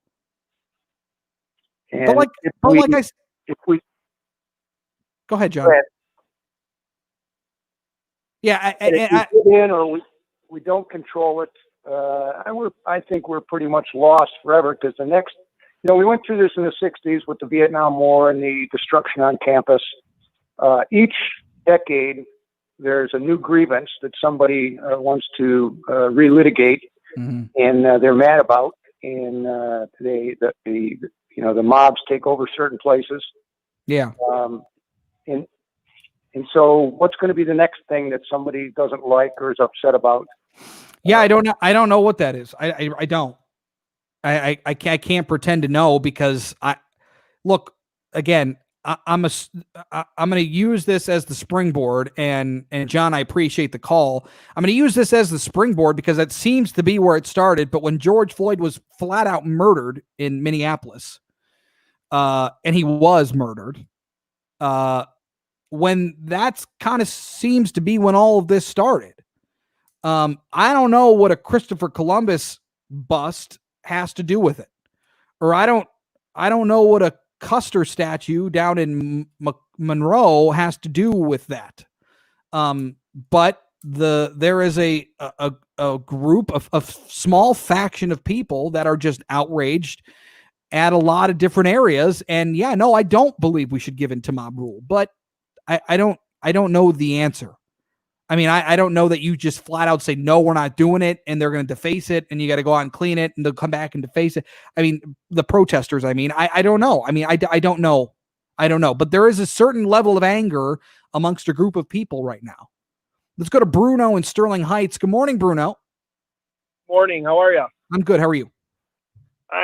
I'm upset. Very, very upset. I mean, I've been in dentistry for 25 years. I would consider us to be the top 1% in infection control in the world. Wearing a mask does not make us safer. It makes us 100 times more susceptible to transfer of this virus.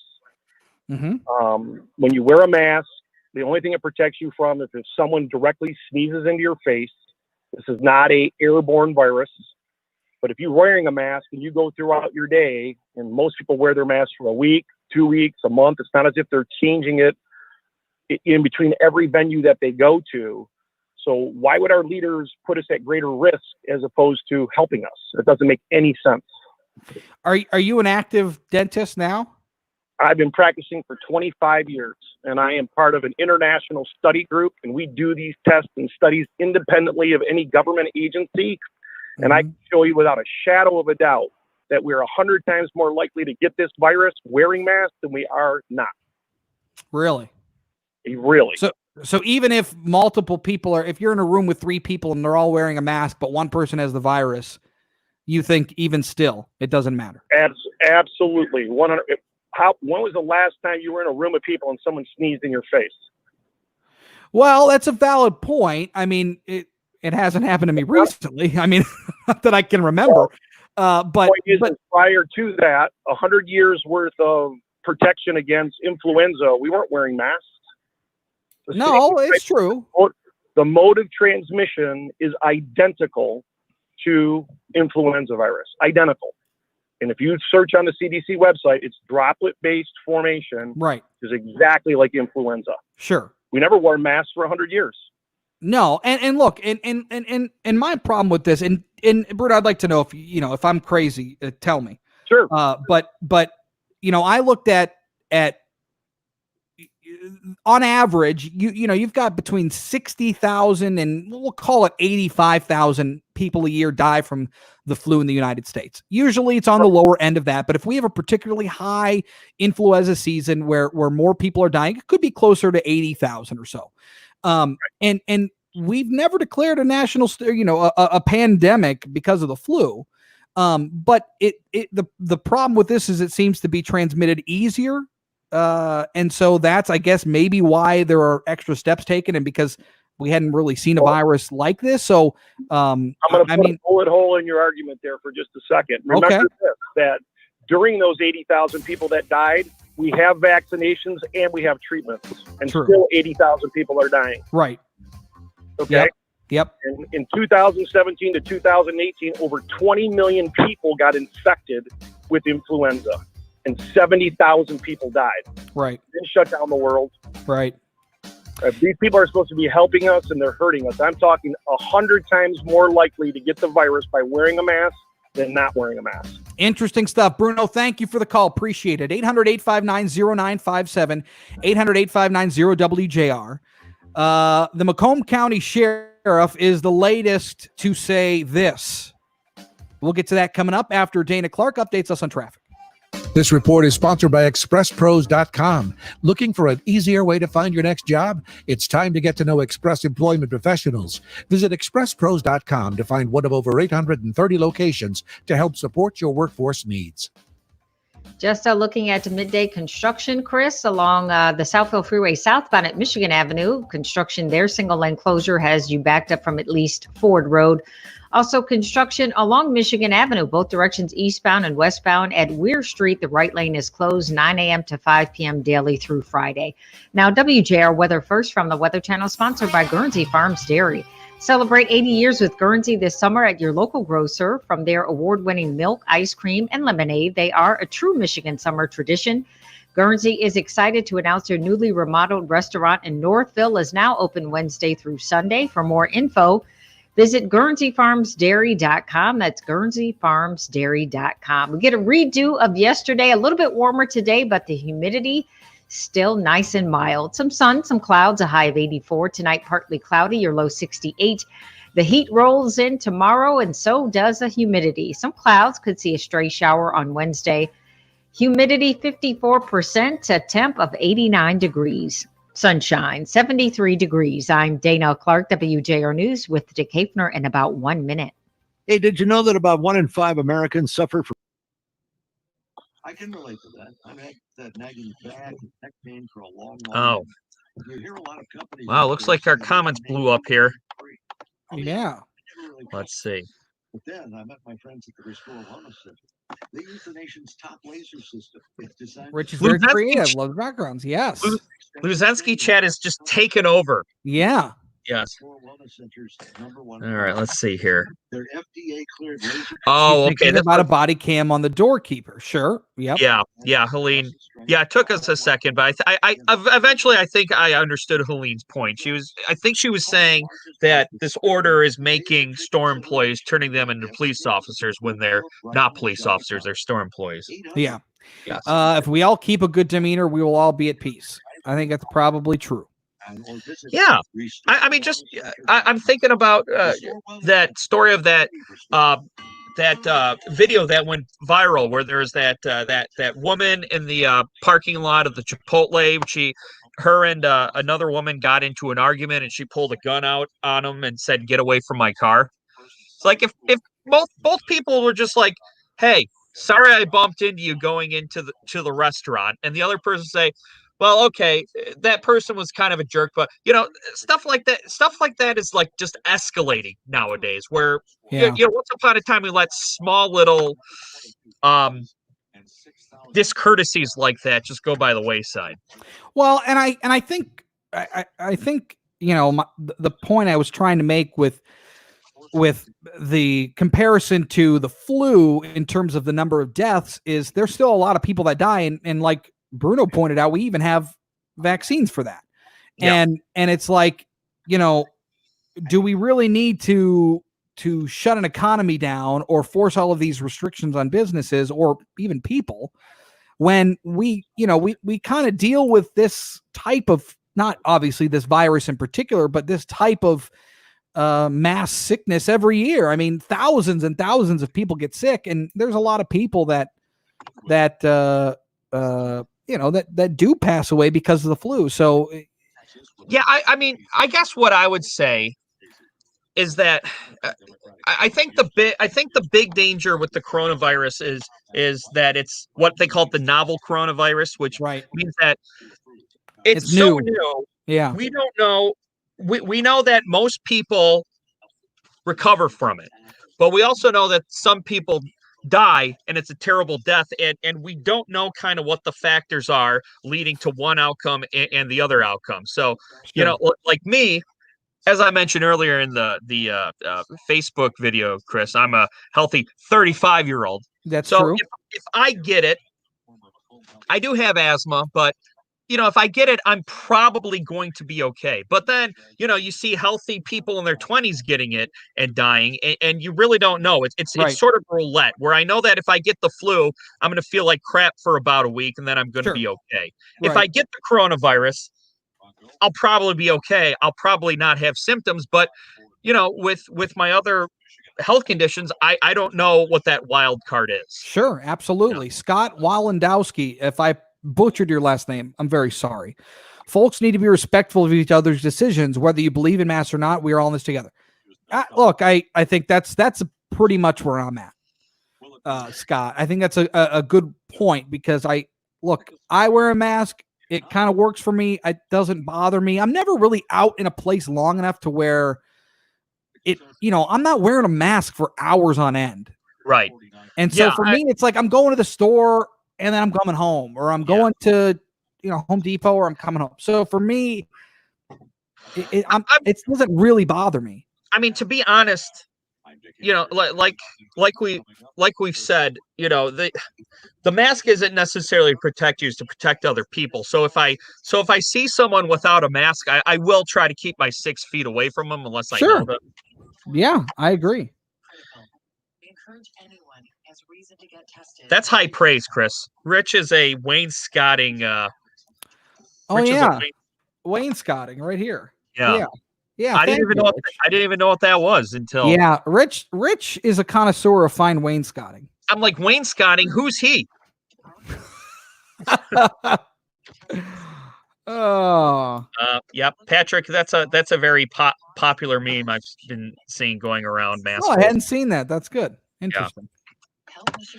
Well, that's why we open it up. That's why we open it up to our Facebook viewers, because right. We learn as much from them as they learn from us. Yes. Oh, you know what? All right, I'll get. How far away are we, Jason? All right, I'm gonna get the sheriff on the line here, Chris. Okay. With our weekly tax break for business owners, the Paycheck Protection Program offers forgivable loans to small businesses. As borrowers spend the funds, they must pay current expenses and then apply to their bank for forgiveness. The PPP loan program forgiveness process can be complicated, but our professionals can help. Shindell Rock specializes in these and other complex tax questions for Metro Detroit businesses. This is always very suspenseful to me, hoping they pick up. Hi, Sheriff Wickersham. Hi, it's Mike with Chris Renwick in for Frank Beckmann. Thanks for taking some time with us. I'm going to put you on hold, and we're about a minute or so away, Jason. 20 seconds away. So we'll get right to it. Thanks. Chris, do you ever sit in suspense there, hoping the guest calls until they pick up? Oh, sure. Yeah. Yeah. It's a stressful time. Sheriff. All right, Patrick. This next picture's for you. I know you're a fan. Now sitting in for Frank Beckmann, here's Chris Renwick. All right, welcome back. 800-859-0957, 800-859-0WJR, number for you to call or text. Of course, we are on Facebook Live and on our YouTube channel live, so you can watch the show from there. But obviously, we've been talking a lot about masks today, and the governor's newest executive order basically mandating you to wear a mask, and if you don't, you could be fined with a misdemeanor of $500, or the business can be fined as well. And there's been a number of police agencies around the state who have they've come out and go, look, we can't do this. We're not going to do it. We can't enforce this. It's borderline impossible. And the most recent law enforcement member in our state to come out is Macomb County Sheriff Anthony Wickersham at the Macomb County Sheriff's Office, and he joins us now this morning on the Frank Beckmann Show. Sheriff, good morning to you. Good morning, Chris. How are you?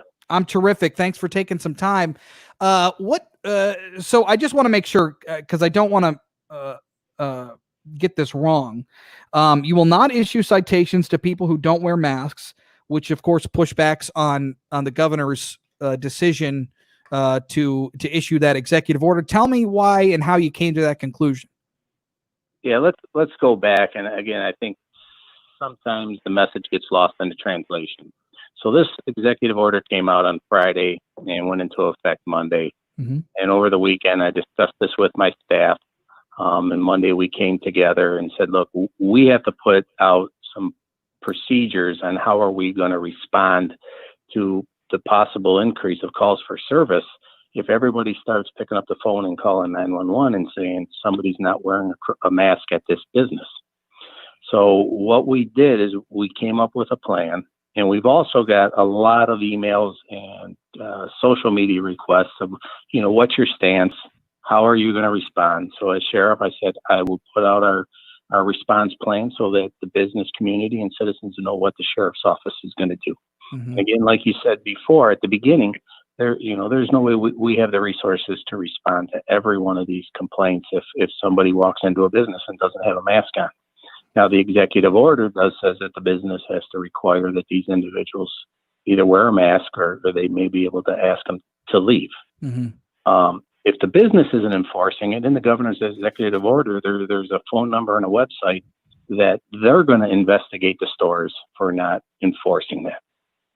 What we said we would do is we can't respond to all of these, but if a store or business says, look, put a mask on and the individual doesn't comply, and if they won't leave the store, then give us a call and we will help, de-escalate the situation and, get the individual to leave.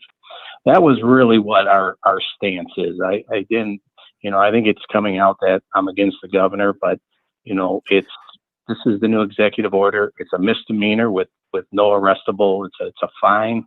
So you've got some issues there with law enforcement and the engagement. So yeah, and I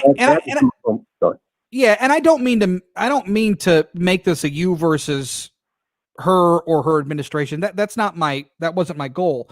But you mentioned something there that I found interesting, that there was a number on that executive order for the state to investigate. How do you imagine they're going to do that? Do they have the resources for that? And what does that look like? I don't know what that looks like. Well, it's something I'm, as sheriff in Macomb County, I'm getting asked, and I'm doing all these interviews and justifying what the Macomb County Sheriff's Office policy is. Somebody pick up the phone and call there and see what the response is going to be. How are they going to handle all these calls statewide? I could see that could be an issue too. Yeah, and in your release that you sent out in your announcement, you wrote, if a business wishes to enforce this order, they may require patrons to wear a mask. If the patron refuses, the business may ask them to leave their establishment. If the patron refuses, the business may contact us and we will treat it as a trespassing complaint. What's the ramifications for a trespassing complaint? Well, and again, in that release, we would show up and hopefully we could resolve the problem, whether the individual puts the mask on or leaves the store peacefully. If the individual doesn't, and the business owner says, look, the individual, I don't want him in my store, it's an unwanted guest, it's an individual, it's trespassing, and then we would take that enforcement action. It doesn't mean that every case we're going to go there and we're going to issue a trespassing ticket. We're going to go there and try and resolve that situation as peacefully as we can to get compliance or get the individual out of the store so the business can go back and operate. You obviously had a massive department there in Macomb County, one of the most populated counties in our state. I would imagine that you and maybe your fellow sheriffs or other heads of law enforcement were possibly contacted on this by the governor's administration to maybe gauge your feelings on it, to gauge how you'd handle it. Was there any of those conversations with you? Or was this something that was just a decision made and the expectation is to follow? The decision was made. The executive order came out on Friday, and then we had to take a look at it over the weekend and figure out how we're going to respond. And again, as the sheriff and an elected official, I needed to tell my constituents and people in the county of what the sheriff's office response is going to be. But I mean, if you check around other law enforcement organizations in Southeast Michigan, I'm sure you're going to get the same response. See, in that, and I know you have a short amount of time here, Sheriff, and I appreciate it. I guess that to me is one of the troubling things about this is the expectation is that law enforcement will just follow, but there was never really any sort of dialogue in terms of how it would be enforced. And that to me is where I just wish that there was a little bit more communication, because maybe you guys could have told her, look, I don't know how we're going to do this. We don't have the resources to do it. And maybe that changes her thinking. But in any event, look, I know that that you guys are doing your best with what you have, and this is just another bump in the road, and certainly we don't want to get it twisted. Obviously, you will do your best if there's a call. Have you gotten any calls on it yet? None that I am aware of as of this morning when I got briefed. So, this may have been a statement that wasn't even needed because people are complying and going into businesses and wearing the mask. Sure. Interesting stuff. Anthony Wickersham, Macomb County Sheriff, thanks for taking a couple minutes with us. We appreciate it. Thanks, Chris. You got it. All right. 10:43. We'll take a break here for traffic. Come back with more of your phone calls, your texts. We got the 11 o'clock hour coming up with open lines. Lots to get to today. Remember, 800-859-0957, 800-859-0WJR, the number for you to call or text. And, of course, we're live on Facebook and on YouTube, which is cool. You can head on over there and watch the show. In the meantime, let's check things out on the roadway with our Dana Clark. This report is sponsored by Churches. If every day feels like the last, beat Churches' new $5 Campfire Smokehouse Chicken. Crackling campfire flavor that's bold to the bone, plus mashed potatoes and a biscuit. Churches, bringing that down-home flavor. Offer valid at participating locations. Construction blocking 3 lanes today in Detroit, 8 Mile eastbound between Gratiot and 94. Those right 3 lanes are closed until noon today. Those other right 2 lanes are closed through July 20th, so could see a slow drive there. Seeing delays because of construction along the Southfield Freeway southbound at Michigan Ave. Traffic is slow from Ford Road. Now WJR weather first from the Weather Channel. Seeing some clouds around through early afternoon, otherwise sunshine, good looking day, decent feeling day too for this time of year, 84. Tonight settling back to about 67. Wednesday, a mix of clouds and sunshine, an isolated shower, maybe a thunderstorm, just a tad warmer, 88. From the Weather Channel, I'm meteorologist Ray Staging on News Talk 760 WJR. Treetops Resort, Palmer, Nicholas, Trevino, and Mickelson. It's time to add your name to the greats who have played Treetops. Championship packages. Chris, there are some heinous accusations being thrown around the Facebook comments. I knew it was only a matter of time. Let's see here. Nike Touch Mike. I don't know what that means. I was talking about this one from Patrick. Mike Parsons. Mike Parsons, Facebook stalks guests to find their most flattering pics.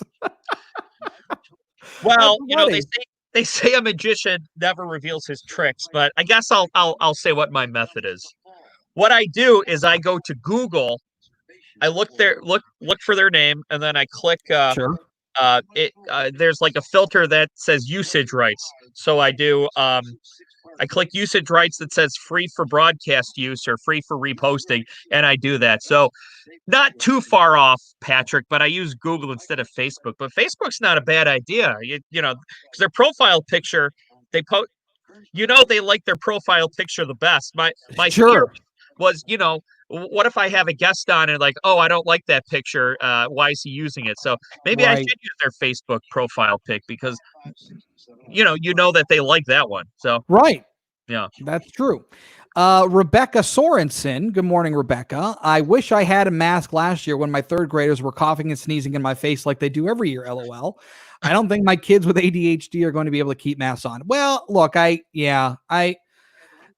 that's a tough part when you get into, some of the kids that are, that have some special needs that need to be tended to. And look, I mean, they're not all of them, but some of them are going to have a tough time with that. And so, yeah, that's an interesting point, Rebecca. I guess I'd like to know more about, what your thoughts are about going back to school. That to me is an interesting thing that we're going to have to deal with here, because obviously we're coming up on it in the next few months, and some decisions are going to have to be made, and some planning is going to have to be made from a school perspective and from, a parent perspective at home, getting your kids ready.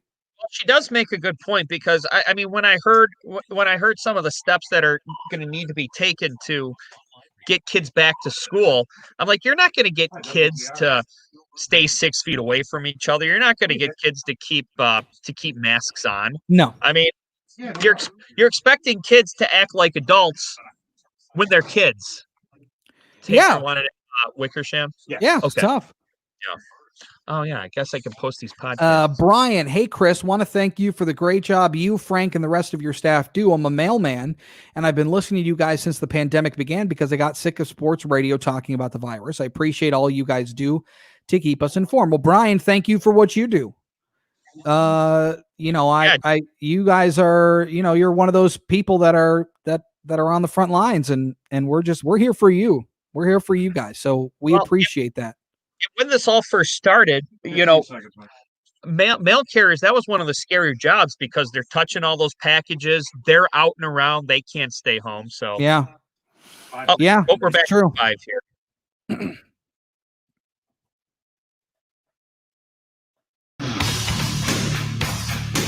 The Frank Beckman Show, News Talk 760 WJR. Now sitting in for Frank Beckman, here's Chris Renwick. 800-859-0957, 800-859-0WJR, the number for you to call and text. We're live on Facebook and on YouTube, so you can watch the show there. I want to get back to the phones. Let's go to Jerry and Macomb. Good morning, Jerry. Hey, Jerry.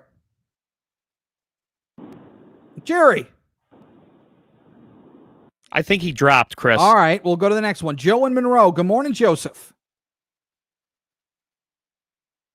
To paint a contrasting picture between our healthcare workers and our teachers. And when this virus first came out months ago, our healthcare workers suited up and they were on the front lines. We didn't know how deadly it was, what the effect was going to be, how quickly it was going to spread, but they were there and did their job. Yeah. So fast forward a couple of months, and we know that the virus is relatively harmless to healthy people and young people. And we have a couple of treatments for those who do get affected to help reduce the effects of the disease and shorten the duration of symptoms. So now we want to open the schools up. And for our teachers who do want to get back to the classroom, I imagine that takes some level of courage, and thank you. We appreciate that. But for those of you who don't and want to protest, I think it's one of three things. You're either milking the situation because you don't want to go back to work and earn your paycheck, or two, you're a political activist hack with an agenda, or three, you're a coward. So if you're going to get in my face, just tell me which one of those it is. And that's my comment. Yeah, fair enough, Joe. I appreciate it. I mean, look, we don't have enough positive things to say about our healthcare workers. That's for sure. Our teachers are also in that category where, obviously they were, everybody got relegated to online learning at one point. I mean, I've got teacher friends and, it's tough. It really is tough. And so, getting ready to go back to school, I think we should get kids back in school. I think that's the right thing to do. Are we going to be ready for it? I don't know. I don't know. I don't know if it's a one size fit all plan. But in terms of the teachers protesting, again, I'm not sure that all those teachers, I don't know what the agenda is. I don't know where they're coming from. Some of them probably legitimately could believe that it's not the proper time or place to go back to school right now. Valid. If that's how you feel, then that could be a legitimate theme for you. But if you're doing it for other reasons, then that's where I start having a problem. I agree with you. Let's go to Super Reseda in Detroit. Good morning, Soup. Hey, good morning. How you doing, Chris? I'm good, man. What's going on? Hey, let me say Black Lives Matter like all lives matter. And that's something that everybody can say. Black Lives Matter like all lives matter. And that once that is changed to that particular saying what I just said, then it will unite the world a lot better. So let me go to the face masks.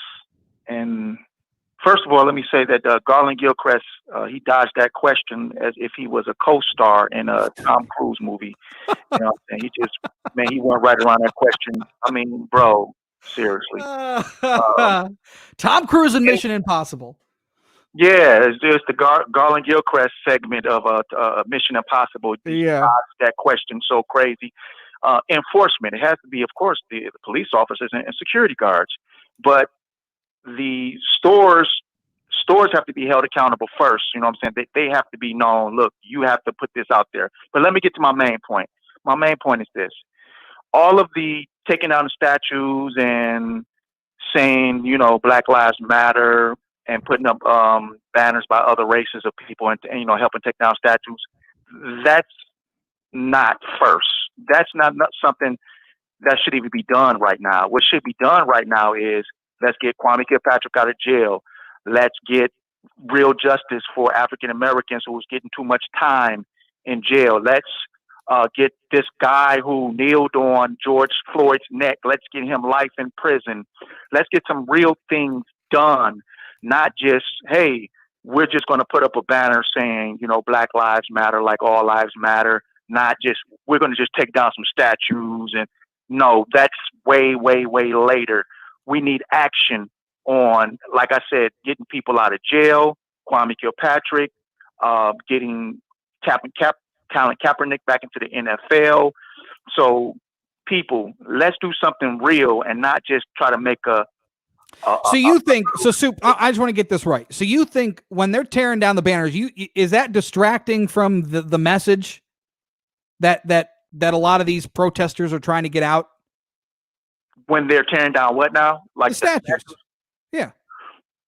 I think it is. It is distracting because, for one, it's really not doing anything at this point in time. I mean, we can take care of that later, the symbolic situation, like much later, especially once we get past this COVID-19 situation. But as of right now, I think it's a distraction, and it's really not doing anything. You know what I'm saying? You tearing down a statue of somebody who's like 1,000 years old, or was, or would be 1,000 years old if they were alive, for the most part.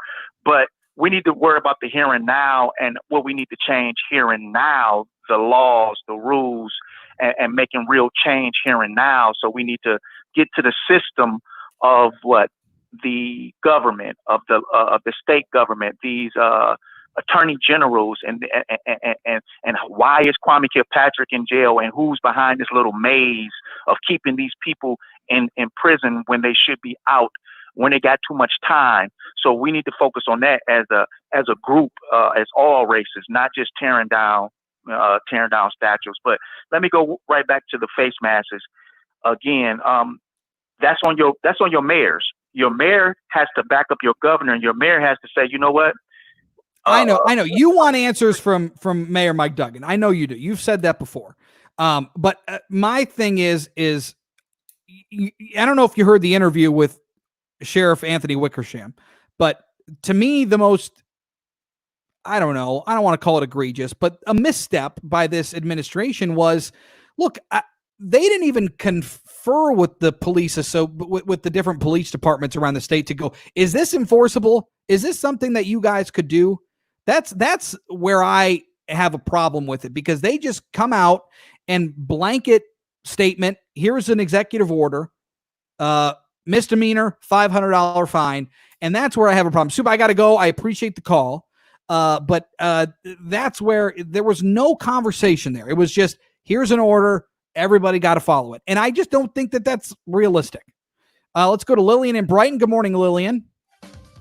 Oh, I'll tell you what. Hold on. Hold Lillian. We'll take a break. We'll do the news. We'll check in with Dana. We'll come back. Lillian will be first in Brighton. All right, 800-859-0957, 800-859-0WJR. I'm getting ahead of myself. Mike, you got to rein me in sometimes. All right, we're also on live on Facebook, also on YouTube. You can go there and listen and watch the show. All right, on to the roadways. Check things out there with Dana Clark. This report is sponsored by California Closets. Now through August 31st, save up to 20% on any California closet system in one of their beautiful light-colored finishes. Call 248-624-1234 today to arrange your complimentary design consultation, or visit them online at californiaclosets.com.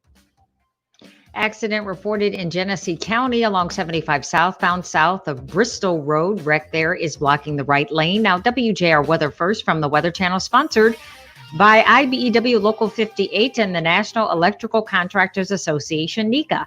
Put the expertise and skill of NECA signatory contractors and IBEW electricians to work on your commercial, public, industrial, or residential construction projects. Safety and proper PPE use matter more than ever.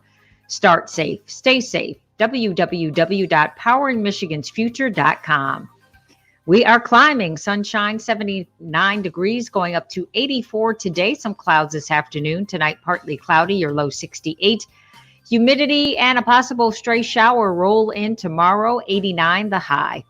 I'm Dana Clark, WJR News, with Dick Hafner in about 2 minutes.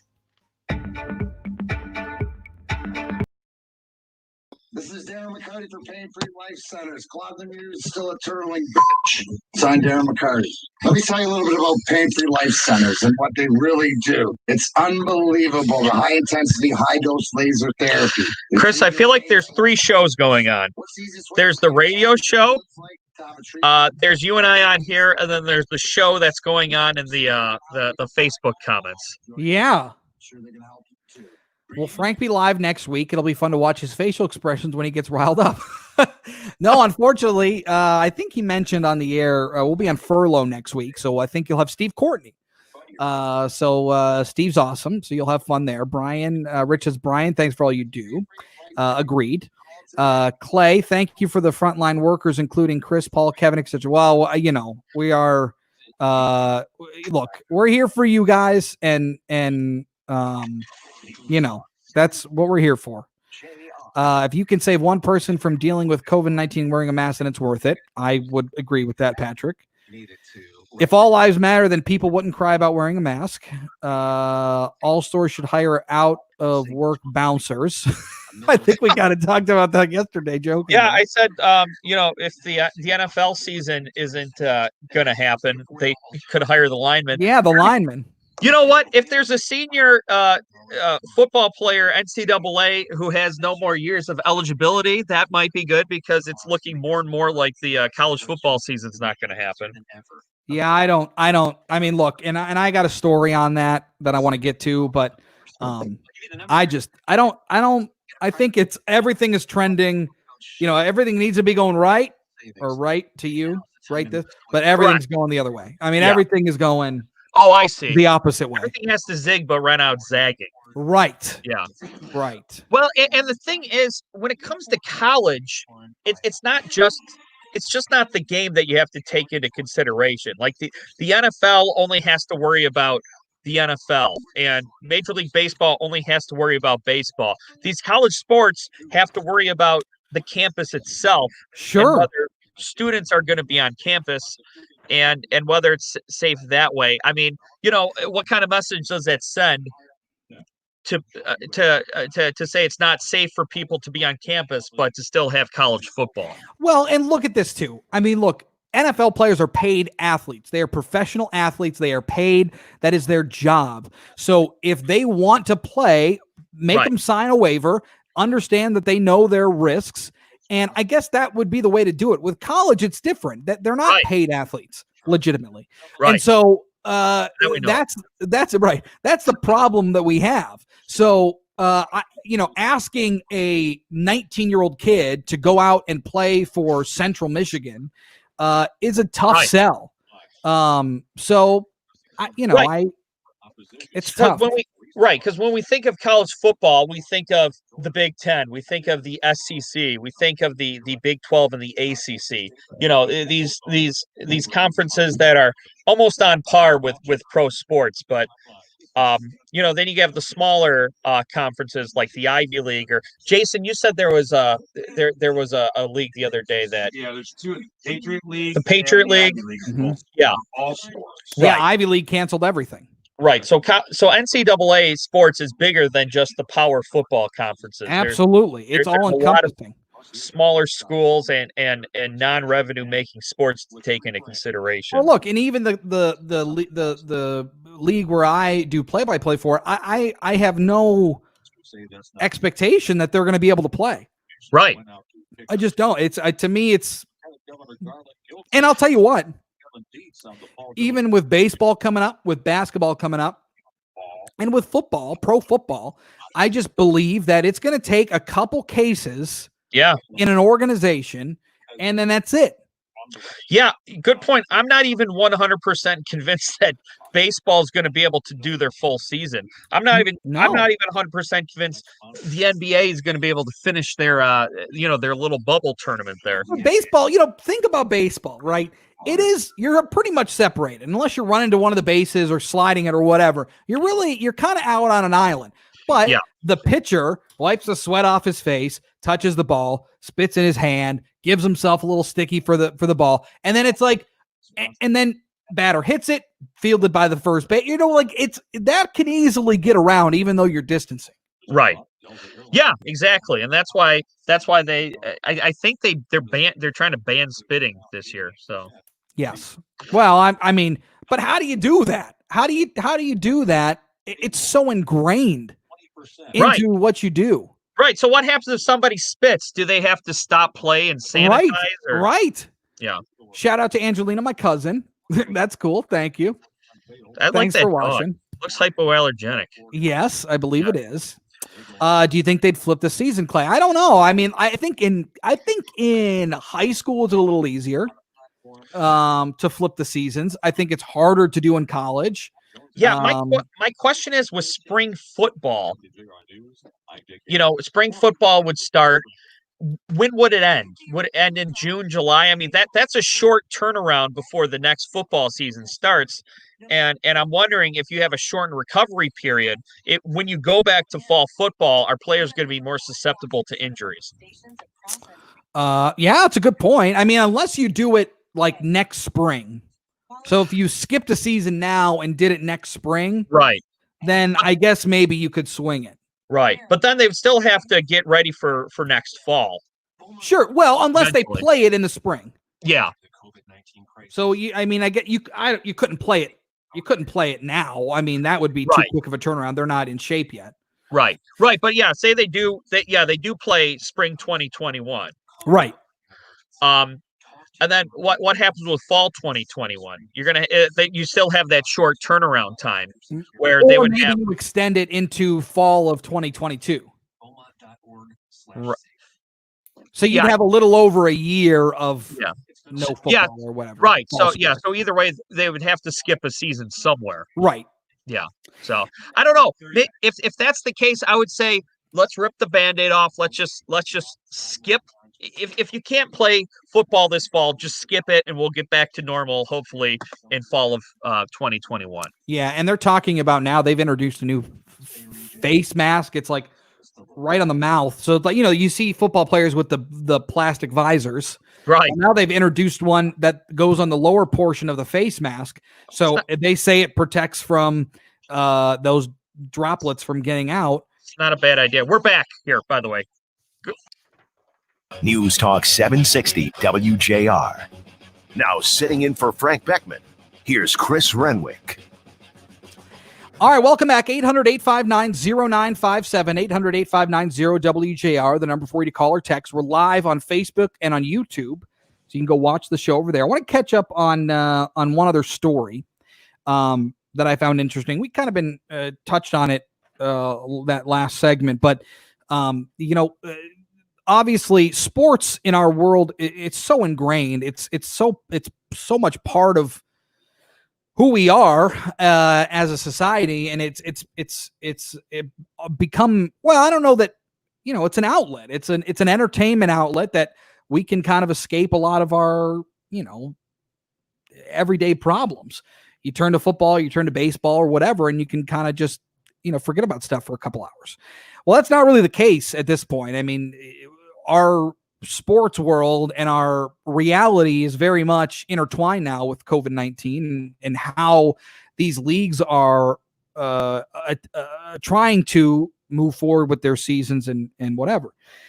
The real part in this, Mike, and I'd love to get your thoughts on it too, is college football and college athletics. And obviously we've seen like the Ivy League have just said, no, we're done.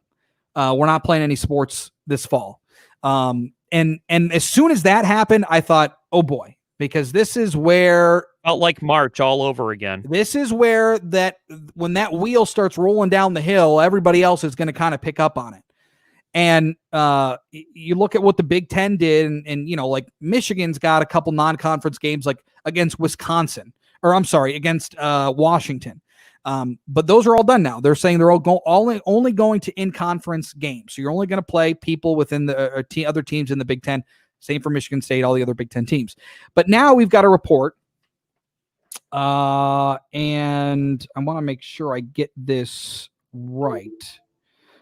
This is from Pete Thamel out of Yahoo Sports, who has talked with, I believe it's the athletic director at a Power 5 school. Yeah, he talked to a bunch of other anonymous, high-profile college football officials. Yeah, and they say right now, I don't see a path in the current environment to how we play. I'm confident we'll get back to what we all think of as normal, but it may be a year before that happens. So that is not a good sign for college football. We talked about, college football, in order to be played this year, needs to go It needs to be trending in the right direction. And at the moment, it's trending backwards. We talked about it yesterday. There were 9 players at Maryland on the Maryland football team, the Terrapins, who tested positive. So it's like, it's going to happen. It just is going to happen. Yeah. And I mean, number one, it's more complicated with college than pro sports. And I'm not even convinced that baseball is going to get its full season. And I'm not even convinced the NBA is going to get the entire playoffs in. But, when it comes to college sports, you're not just dealing with the sports. You're dealing with the academic institutions. If they say that it's not safe to have kids on campus, then they can't send football players onto campus. Yeah. And when we think of college sports, we think of the power conferences, the SEC football, Big Ten football. When there's a lot of smaller conferences and there's a lot of non-revenue generating sports that they have to take into account. Sure. And the idea of spring football really raises a lot of questions to me because, you play football in the fall, you have winter, you have the spring, you have a lot of the summer to recover. It's going to be a shorter turnaround time. So, let's say that there is football in the spring of 2021. Do they have a shorter off season and pick it up in the fall of 2021? And if that happens, are the players at greater risk of injury because they haven't had as much time to recuperate? Yeah, unless they just come out and say, all these different commissioners of, the Big Ten, the ACC, the SEC, all these Power 5 conferences, if they just come out and go, look, we're done. We're not playing this fall. And we're going to pick it up in the spring of 2021. We're going to use this time now for conditioning. And we're going to get these guys and women in other sports ready to play. Now, if that's the case, then, they'll have a lot of time to get ready for spring of 2021. And then maybe they obviously won't pick up in the fall of 2021. They'll have to wait till the fall of 2022. So you have a longer time between spring of 21 to fall of 22. So yeah, you don't want to you don't want to short these athletes preparation time and getting in shape. So that would be bad. But remember, these kids aren't paid. They're not paid professionals. Yes, they have scholarships, but they're not paid professionals. People in the NFL, players in the NFL are paid professional athletes. That's their job. That's their career. So you can get them to say, look, if you want to play or if you don't want to play, we understand that. But if you do, here's a waiver that you got to sign. Or here's the contract saying you understand the I guess danger that you're putting yourself in. So I don't know what the answer is, but I'm pretty sure it just feels like we're coming up quick on a decision that's going to need to be made. Yeah, I mean, honestly, my opinion, if you're going to have fall football if you're going to have spring football, and then that means that you're going to have to skip fall football, I would say let's just write it off as a loss and just come back to normal life in fall of 2021. If God forbid this thing is no longer going on. Yeah. Yeah. It's an interesting point. 800-859-0957, 800-859-0WJR. That's the number for you to call and to text. And I want to try to get you caught up on some of these texts. Kwame Kilpatrick, important, seriously, my laugh for the day. It's in an answer to Super Racide's call. This isn't about masks nor viruses. It's about control and about taking out Trump. Boy, if that doesn't feel accurate, I mean, the Trump thing, I don't know that's the case. It starts to feel that way sometimes. But we'll see how this progresses. I mean, if we get to November and everything's still shut down, if the governor continues her state of emergency to November and, let's say November 5th decides to cancel, I mean, that to me is going to be really telling. And so we'll see how that goes. But yeah, sometimes it certainly feels that way. Hey, Chris, yesterday I received the governor's alert, but my husband did not. I'm a 248 number. He's a 313 number. Your thoughts? I don't know. I don't know. It's the first time I've heard of something like that. I would maybe maybe you have that setting on your phone turned off. I'm not sure. But we'll do a little digging and see if we can find out. 800-859-0957, 800-859-0WJR. To the phones and your calls next here on the Frank Beckmann Show. Chris Renwick filling in this Tuesday morning. Let's go out to the roadways, check things out with Dana Clark. This report is sponsored by Dell.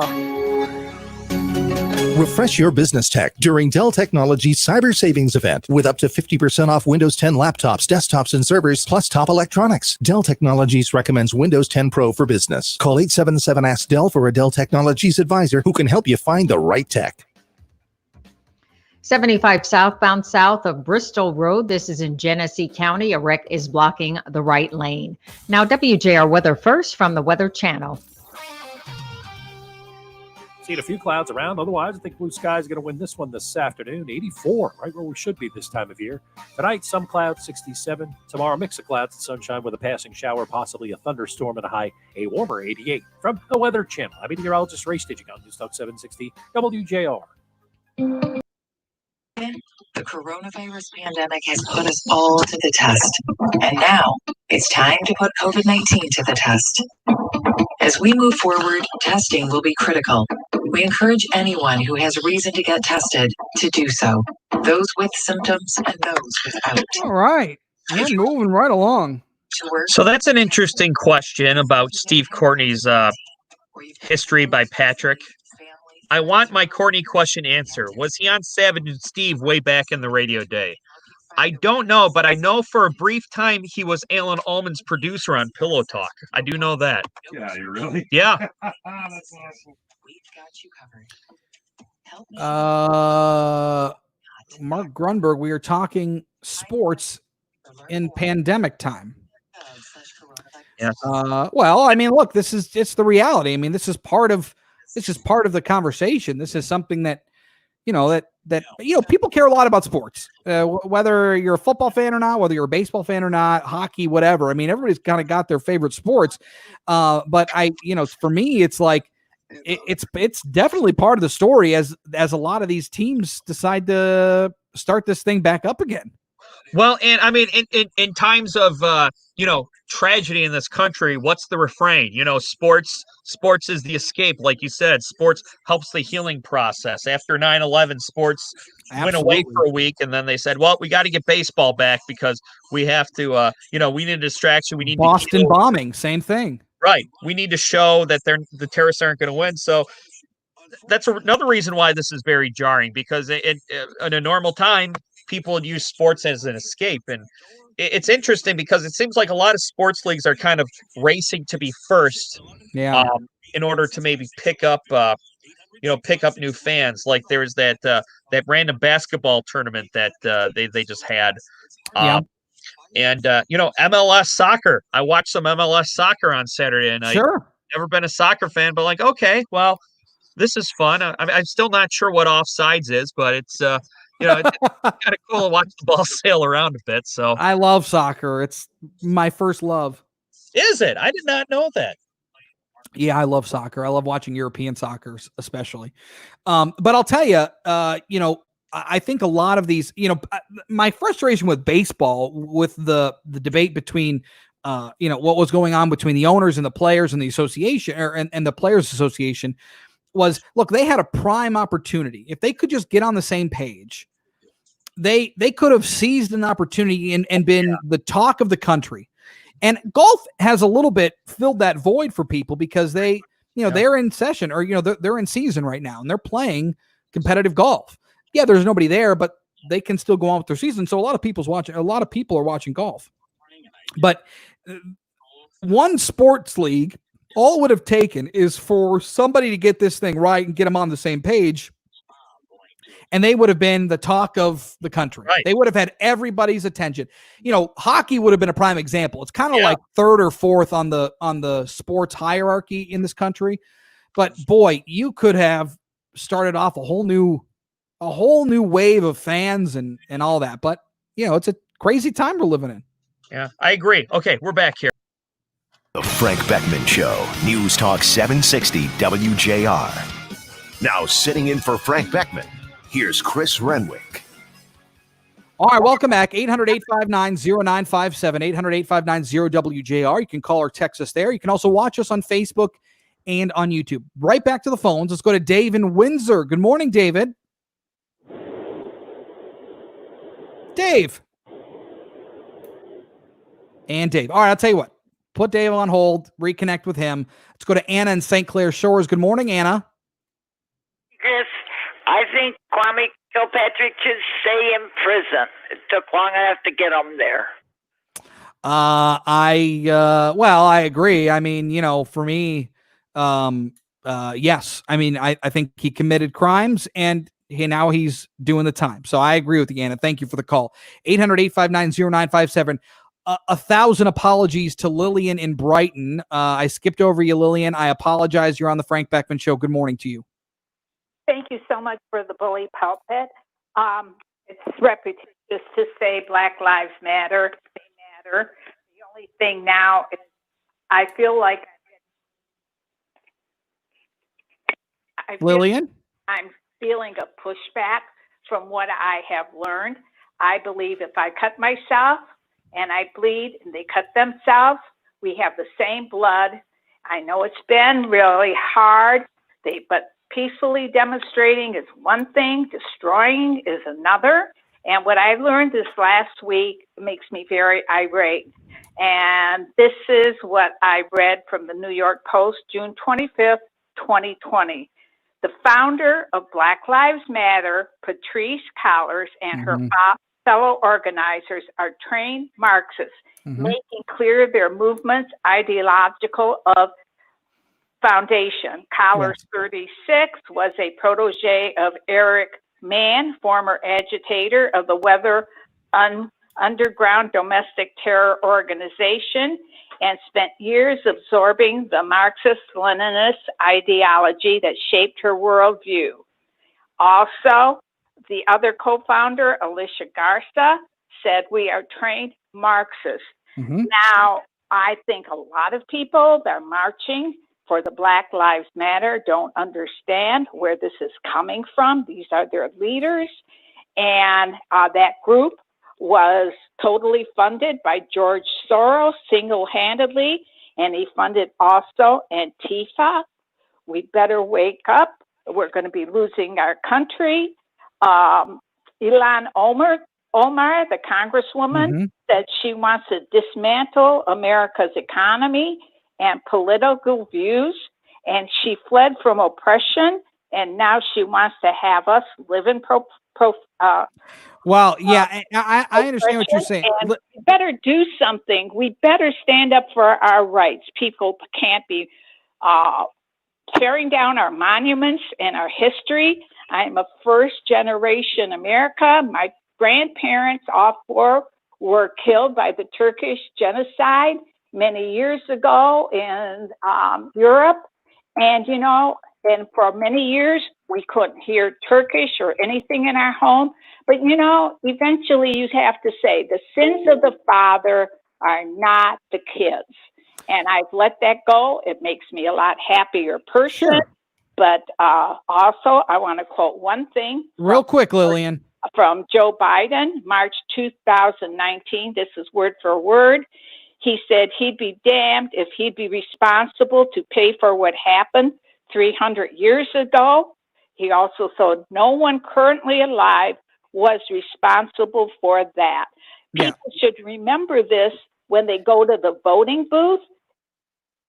Yeah, I absolutely hear you, Lillian, and I hear what you're saying. And in terms of BLM, I mean, for me, the protests, look, if you're angry, if you're upset, I understand. If you're protesting, I really don't have much of a problem with you protesting.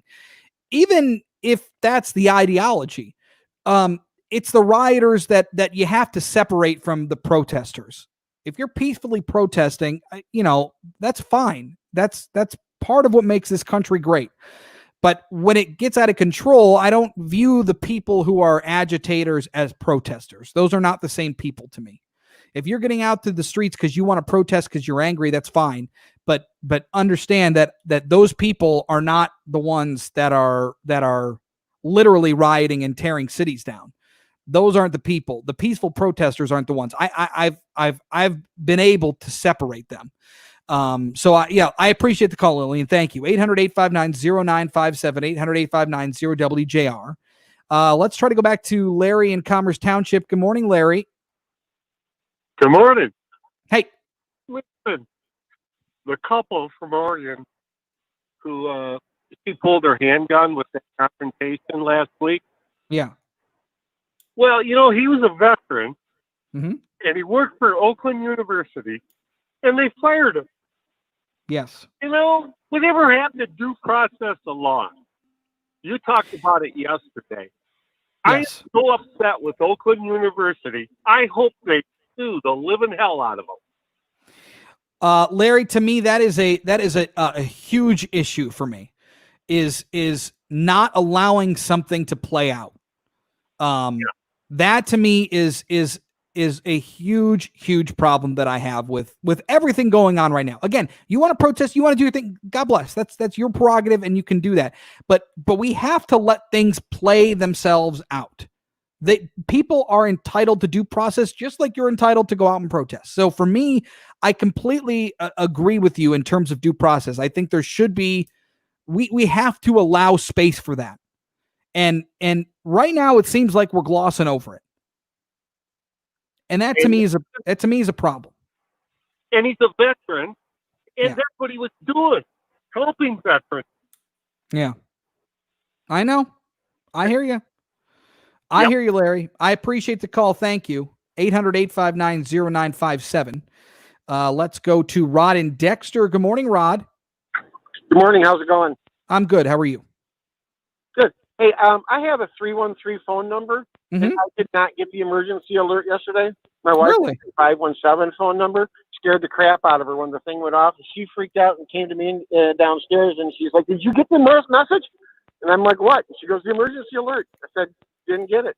She goes, "Let me see your phone." Nothing. Really? So I did not get one either. Well, you'll have to check and see if that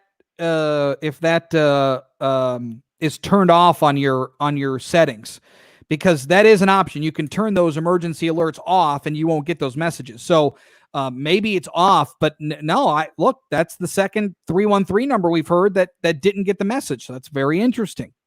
We'll keep an eye on it. Funny because last night on TV, the emergency alert thing came up on our cable company. Okay? Yeah.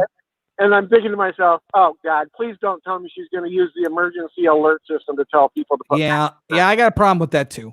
I agree. That seems like it's an abuse of the system. Yeah, but even though I live out here, in Washington County and in Dexter, I did not get the 3 phone. Yeah, interesting. All right, Rod, thank you for the call, man. Appreciate it. 800-859-0957. I'll read you a couple texts here. I don't want to get to another call just yet. We're going to have to take a break here in a second. It's 100% political. When I see nature thriving, I knew it was okay to breathe the air. People really need to stop drinking the Kool-Aid. Enough is enough. That's from an unnamed texter. With the mask, what is happening to our herd immunity? We are setting ourselves up for a heck of a cold season, let alone the flu season. I agree with that. I mean, I agree. I remember the governor talking at one point saying, we've saved X amount of lives during the lockdown. There's been a decrease in hospitalizations of all types. And I'm like, yeah, because nobody's out. You can't even get into a car accident because you're not even out. When you're cooped up in your own house for months on end, that certainly is going to happen. And you bring about flu season, bring about cold and flu season. You're really, I think you're onto something there in terms of what we're setting ourselves up for. All right. 800-859-0957, 800-859-0WJR, the number for you to call or text. We're broadcasting the show live on Facebook and on YouTube, where you can check it out there. But first, as we get too far ahead of ourselves, let's head on out to the roadways and check things out there with our Dana Clark. Dana. This report is sponsored by ExpressPros.com. Looking for an easier way to find your next job? It's time to get to know Express Employment Professionals. Visit ExpressPros.com to find one of over 830 locations to help support your workforce needs. Chris said earlier, accident in Genesee County along 75 southbound south of Bristol Road. That collision is clear. Looking at construction today along Plymouth Road, both directions eastbound and westbound between Telegraph and Outer Drive. That's in Redford. Construction has the right lane closed at daily work, 7 a.m. to 5 p.m. through the end of this month. Now, WJR Weather First from the Weather Channel, sponsored by Chris Furniture. This summer, enjoy spending time with your family around a new dining room set from Chris Furniture, U.S. made solid wood direct from the manufacturer. Chris Furniture in Livonia on the corner of Plymouth and Farmington Roads, or chrisfurnitureinc.com. Sunny, currently 79 degrees, going up to 84 today. Some cloud cover, but mainly sun. Tonight, partly cloudy, your low 68. I'm Dana Clark, WJR News, with Dick Hafner in about 2 minutes. Musty smell in your home? It could be coming from below your floors. And the smell in your crawl space is more than just embarrassing. It could be a sign of a larger issue, like mold, mildew, and wood rot. The experts at Foundation Systems of Michigan have the solution. Their exclusive vapor lock system locks out harmful moisture, protecting your home structural integrity and creating an all-around more comfortable environment so you can get back to the important things. Hi, Michael. Hi, Chris. It looks like the Facebook comments are bumping here. Let's see here. Where do you want to go first, Michael? Let's see. All right. The Democrats want the state shut down and destroying the economy to blame Trump. Not all those supporting Trump see through this. Again, it's what it feels like. I don't know that that's for sure the case, but it does, kind of starts to feel like that. Look, especially now, what are we doing in a state of emergency in the state of Michigan? I mean, my guess is I'm not super educated on what a state of emergency is. I always thought a state of emergency was just some kind of clearance that you had to, something you had to activate to get like federal funding and stuff. I really don't know. And there's also I think a lot of confusion it allows basically a governor, any governor in the state of Michigan, to act unilaterally and make moves quick, make decisions quick, especially in a time of state of emergency. Generally, it requires some pretty quick decision making, and so in this case, that's what that is. It'll also allows them to bypass the legislature, so there's no need to pass things. There's no need to pass certain, bills to allow the governor to do anything or anything like that. So it takes in this case, it takes the middleman out. It takes the legislature out of it, so you can make quick decisions. And when you keep extending it, it takes them out for months on end. I mean, there does seem to be some checks and balances still, like we had Sheriff Wickersham, Macomb County Sheriff, on earlier, and he's saying him and a growing number of sheriffs around the state. I know Bouchard has said this. I know that Van Buren County and Gratiot County have said that she could make these executive orders, but these executive orders aren't laws, so we're not going to enforce it. And I don't think that's them. I don't think that's them opposing the governor. I think that's just them saying, look, you should wear your mask. Yes. If you have a complaint, here's who you report it to. However, we have our hands full actually fighting crime and enforcing laws, so we're not going to be enforcing this. Right.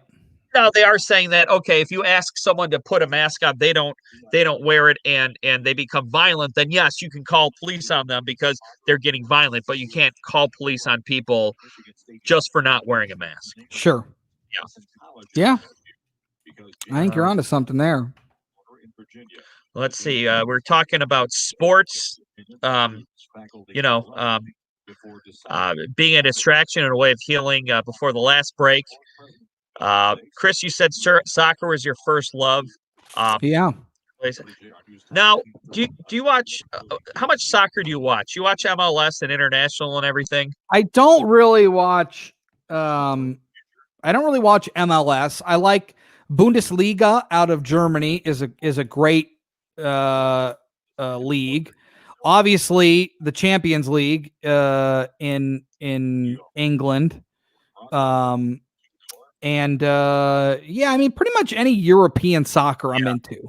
Because when I watch European soccer and when I watch MLS, it seems like MLS moves a little faster. I'm not sure if the field might be smaller. I don't know, but it seemed like MLS moves a little faster and it's a little more confined than European soccer. But I could be wrong. Premier League is great. La Liga is great out of Spain. So what's the best? Is it the Premier League or is La Liga? Which one is like the best league? Premier is usually where it's at, and the Champions Cup.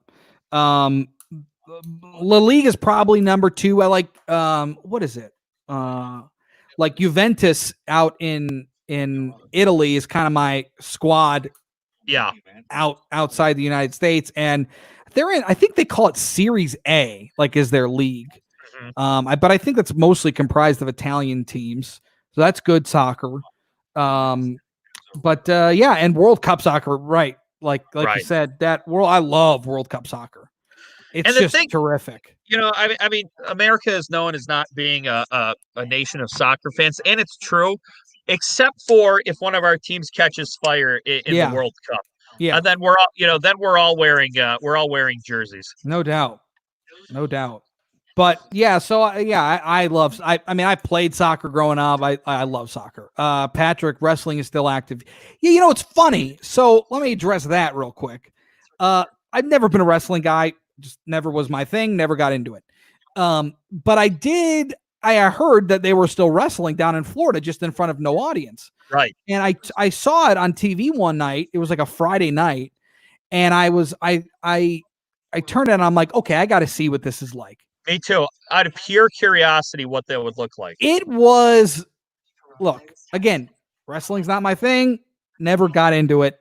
And this was even weirder. It was even more bizarre because generally if there's a crowd, you can feed off the crowd. But when they do their shtick in the script that they write, it was very it was like, I don't even know, like a soap opera.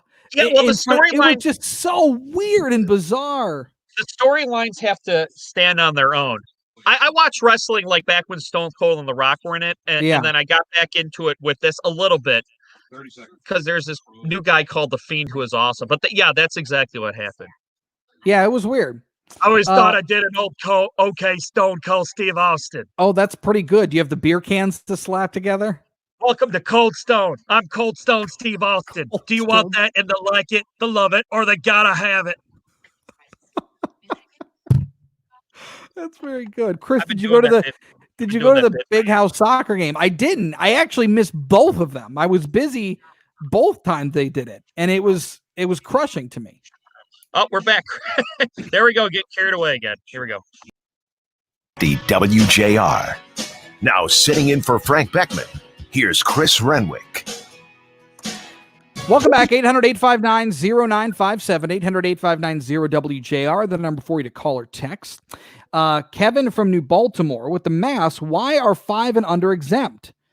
If it's that dangerous, why wouldn't you say don't go out with a 5-year-old? Also, why aren't the masks a biohazard? Just thoughts. Again, Kevin from New Baltimore. Kevin, I actually think the cutoff is 2.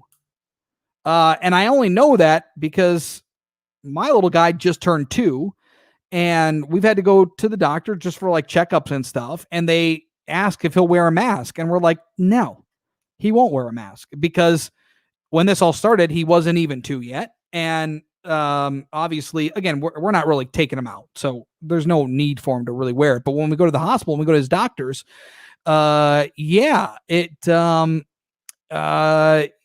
don't know why. I mean, look, I know the reason under 2 is because they said that they don't have the lung capacity to be able to handle a mask. After 2, they feel that their lung capacity is better and they could wear one. But most kids, I mean, really, they don't wear them. I mean, it's very difficult to keep a mask on a kid. So yeah, I don't know. I don't know why, Kevin. Our governor, like the other Dems run states, is making sure Trump can't get to hold rallies based on her executive orders on group size and distancing masks. She will ruin our state to get Biden elected.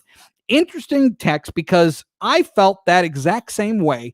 Remember, a couple weeks ago when the president was coming to Michigan to go to that Ford plant, and this was when the president wasn't wearing masks, and she came out with a executive order, literally after it was announced that he was coming, that businesses can't allow outside visitors in if they're not wearing a mask. And look, maybe it wasn't, but I'm going to tell you it was. It was a direct shot at the president coming to Ford. And I just thought that was low blow, unnecessary, political nonsense. And so what happened? The president came in. He said he wore a mask backstage or behind one of the tours that he got. But when he was out for the media event, they had everybody socially distanced. He was at the head of the table and he wasn't wearing a mask. But it seemed that was one of those executive orders where I thought it was blatant politics. And I wasn't really a fan of that. Whitmer's use of the alert system is tantamount to using the system for a political process. All of her activities as they relate to COVID seem to be political. Joe. Thank you, Joe. 800-859-0957, 800-859-0WJR. Let me see. Where do you want to go, Mike? You want to go Ed from Mount Clemens? Let's go to Ed from Mount Clemens. Good morning, Edward. Hey, how are you today? I'm good, man. How are you? This is what we're going to do. In the businesses out here, we had to put something together. It says, attention customers. And those in our government have ordered all persons entering the store to wear a mask.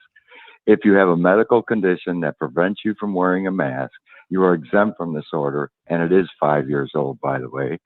Due to the HEPA laws and the Fourth Amendment, we cannot legally ask you about your medical condition.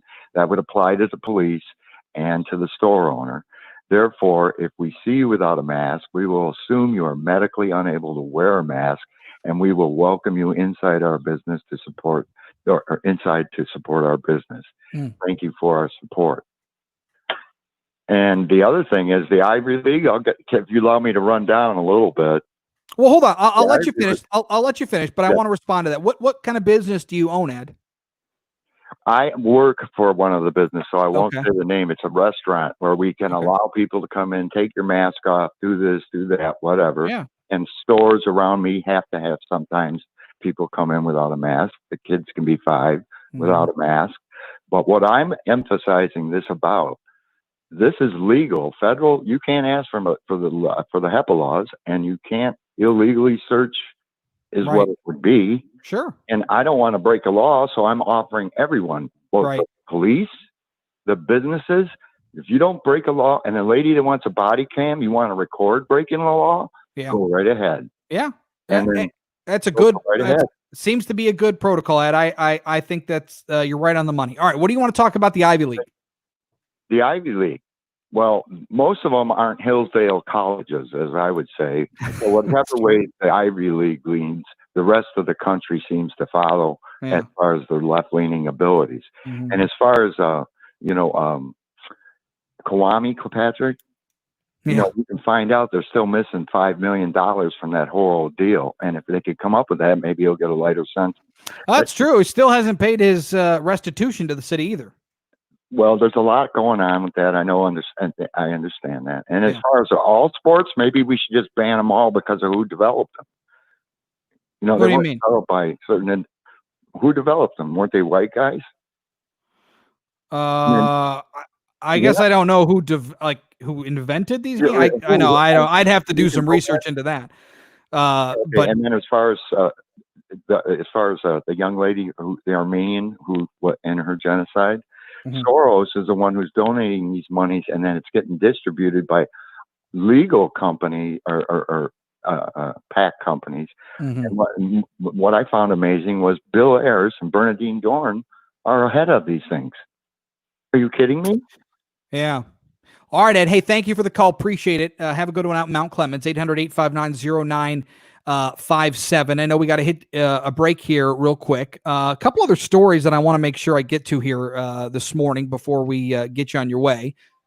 And coming up after traffic and weather, interesting call by some of our country's mega rich, super rich people. They want this. They're asking for the government to do this to them. I'll let you know what that is coming up at 11:48. But first, out to the roadways. Check things out there with Dana Clark. We are accident free at the moment, Chris. Just looking at midday construction in the way Plymouth Road eastbound and westbound between Telegraph and Outer Drive. That's construction all day today until 5 p.m. That right lane is closed. That's scheduled 7 a.m. to 5 through July 31st. Now, WJR Weather First from the Weather Channel, sponsored by Michael Perna and the Perna Team Realtors. Worried if this is the right time to sell your home? It's time to call Michael Perna. Michael Perna with Keller Williams Realty guarantees to sell your home at a price and deadline that you agree to, or he'll buy it himself. Call Michael Perna at 844-737-6276 or visit thepernateam.com and start packing. So far, so good. Been tough to find anything in the way of significant overcast. That trend will continue. We get into the afternoon, a few clouds with sunshine in. High about 84. Tonight, some clouds in the upper 60s. Tomorrow may throw around a shower thunderstorm, nothing widespread. Clouds and sunshine otherwise, 88. From the Weather Channel, meteorologist Ray Stajic on News Talk 760 WJR. Get it on. County services, serving all of Oakland, Macomb, and northern Wayne counties with a 5-year warranty on everything. Restrictions apply. See website for details. But you have to act fast. Visit tricountysbs.com now. If you're wearing a COVID mask, Gamer Advantage's new anti-fog spray will prevent every breath you take from blocking your view. And if you experience higher computer screen times, Gamer Advantage has the only This just in, Chris. lenses to protect your eyes from harmful It's blue not going to be until late August when we can go to Canada. U.S. extends border restrictions to August. Or Canada-U.S. extends border restrictions to August 21st. Where'd you see that at? I just got an alert here from, is it Click? Oh, I see it. I see it. Yeah. Yeah. You want to hear something crazy about that? Yeah, I do. I'm about to talk about a friend of mine's personal life, but he doesn't care. No. He has a Canadian girlfriend, and if she wants to come see him, she has to drive to Toronto, get on a plane here, and then when she goes back, she has to back to Canada. She has to be quarantined for two Wow. weeks. It's kind of romantic if you think about it. It is. It's like Sleepless in Seattle. See, I'm without the whole radio thing. Right. I'm not familiar with Sleepless in Seattle, but I'm sure our listeners and our viewers who are understood the reference. Presented by the Michigan Veterans Affairs Agency. Veterans Perspective, Saturdays at 3 on News Talk. A couple new comments there on the Facebook Retirement page. isn't just about investments, it's about your life. Tune into America's Wealth Management Show with Dean Barber and Detroit's own Ken Osawala. Sunday night at 6 on WJR, where Detroit comes to talk. Did you see that police had a fatal shooting this morning in Lansing after a fight over wearing a mask? I didn't see that. No, that's news to me. Becky, we'll have to see if we can track that down. My sign would say, you want in my store, follow my rules. In a couple weeks. I still think you need to get an ADA on to tell people those cards are worthless. Gannon Styles. Go Chris. Hi, Gannon. How are you? Good to hear from you. Hope you're well. We started on time. Okay, I followed you, Mike. There you go. Look at you picking up social media followers. I get that's why I put my name there. Okay, so yeah, that's why I put my name there. You got to be you got to build the brand, Chris. You do. There's no doubt. All right, so yeah, this is from this morning, 11:39. Click on Detroit, Michigan man killed after stabbing customer during mask argument, pulling knife on deputy. Michigan State Police say. Yeah. All right. So, check this out. Well, I mean, there's that guy who flashed the knife up in the at the Meyer in Traverse City the other night too. Yeah, that's true. I forgot about that one. And I think I've been to that Meyer. It's the one I go to when I don't feel like going to the crowded one in Traverse City when I'm up there. I go up there quite a bit. My wife and I try to get up there once or twice a year. Yeah, I love Traverse City. Yeah. What's your favorite TC spot? I can't remember the name, but it's kind of like an American-y bar grill kind of deal. And they've got a rooftop bar or like dining outside, and they've got this like canopy over it. I don't remember what it's called. I have to find it. It's right downtown. It's like on a corner, I believe. I'm gonna have to ask.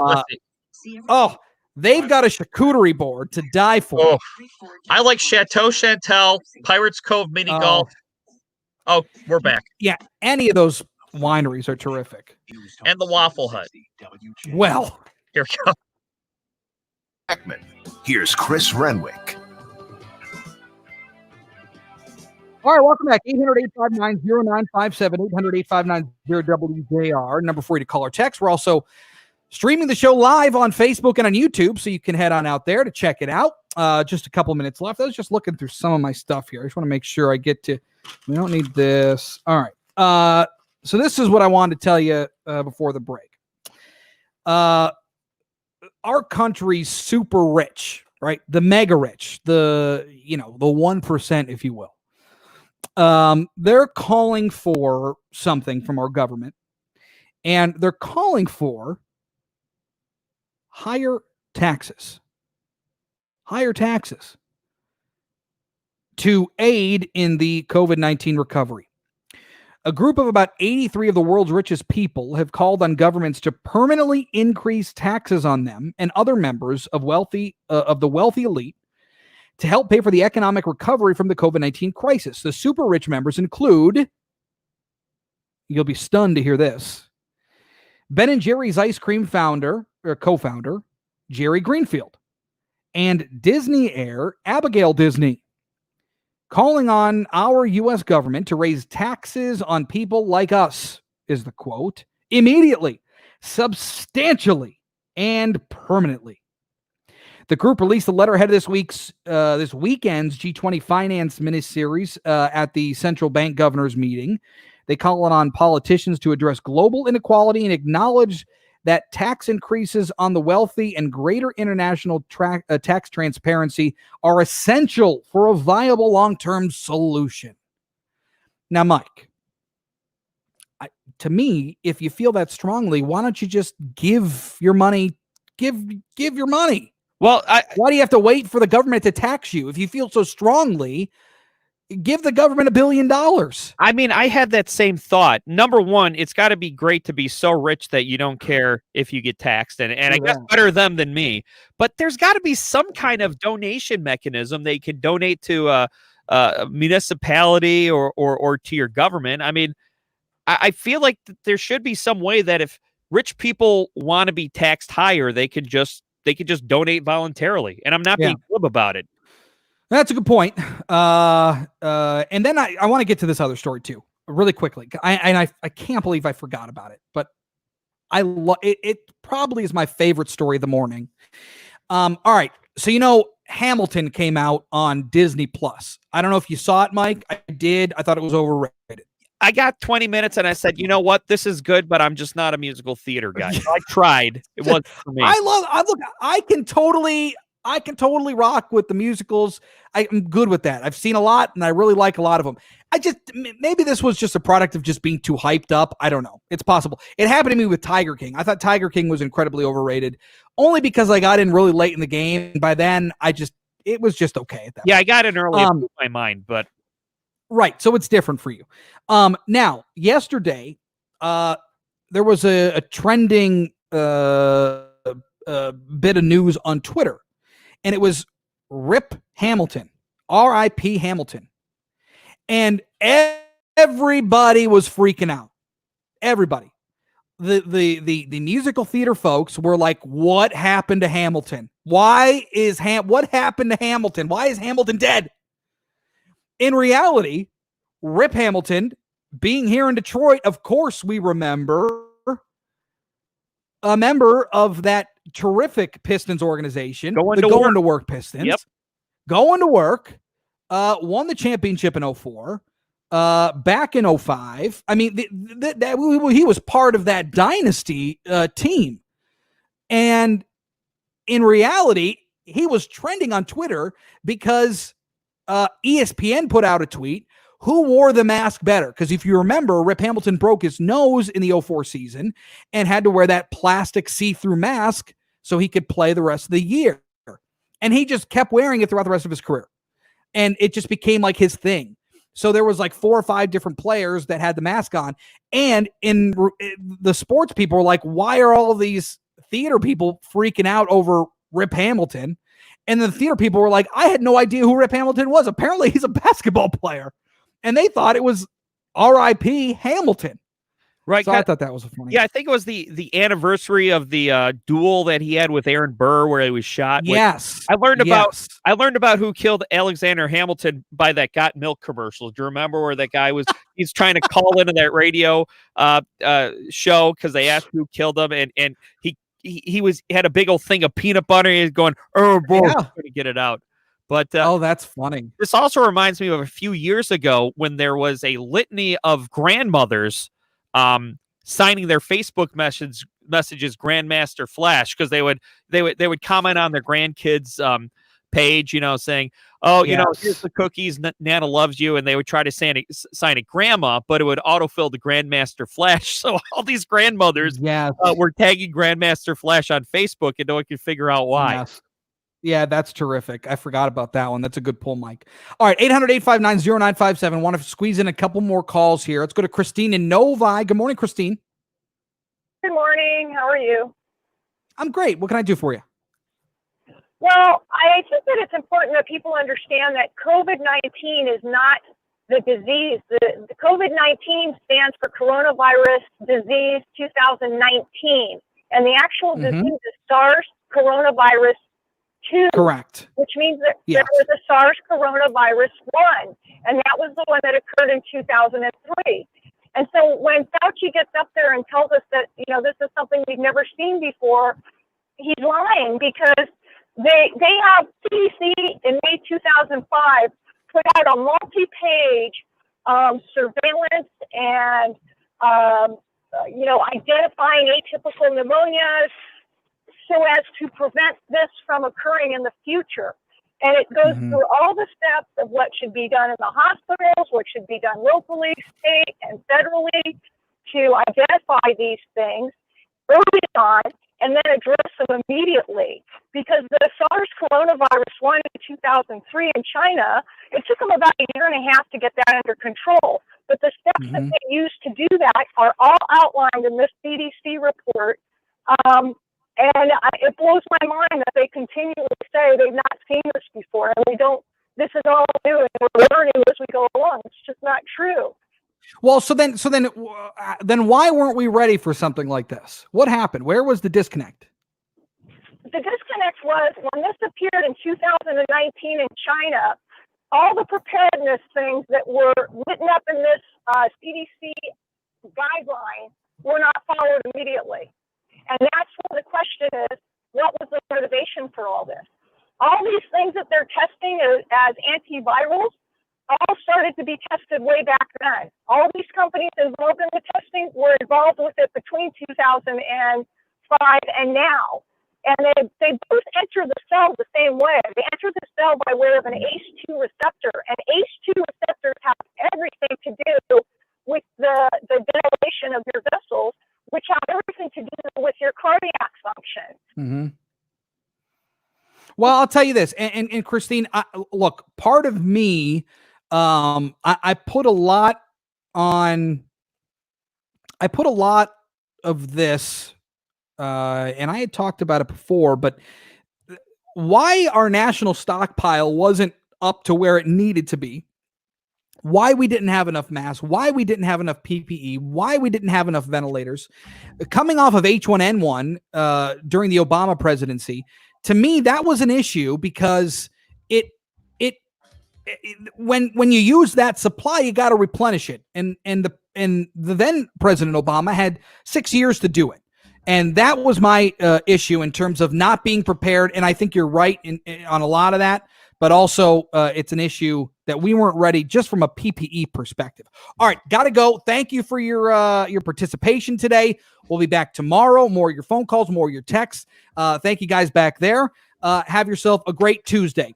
Chris Renwick in for Frank Beckmann. Now to Dana Clark, checking our roadways. This report is pros.com. Looking for All right, Christopher. Okay, thank you, Michael. Good job today. Sorry, I had you on mute. What'd you say? Good job today.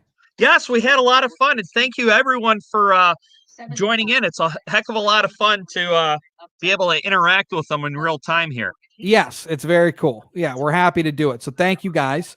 And we'll be back tomorrow. All right. See All you right. then. Thank you, Michael. Have a good one, everybody. Bye-bye. Closures, expect those brake lights from Ford Road. Now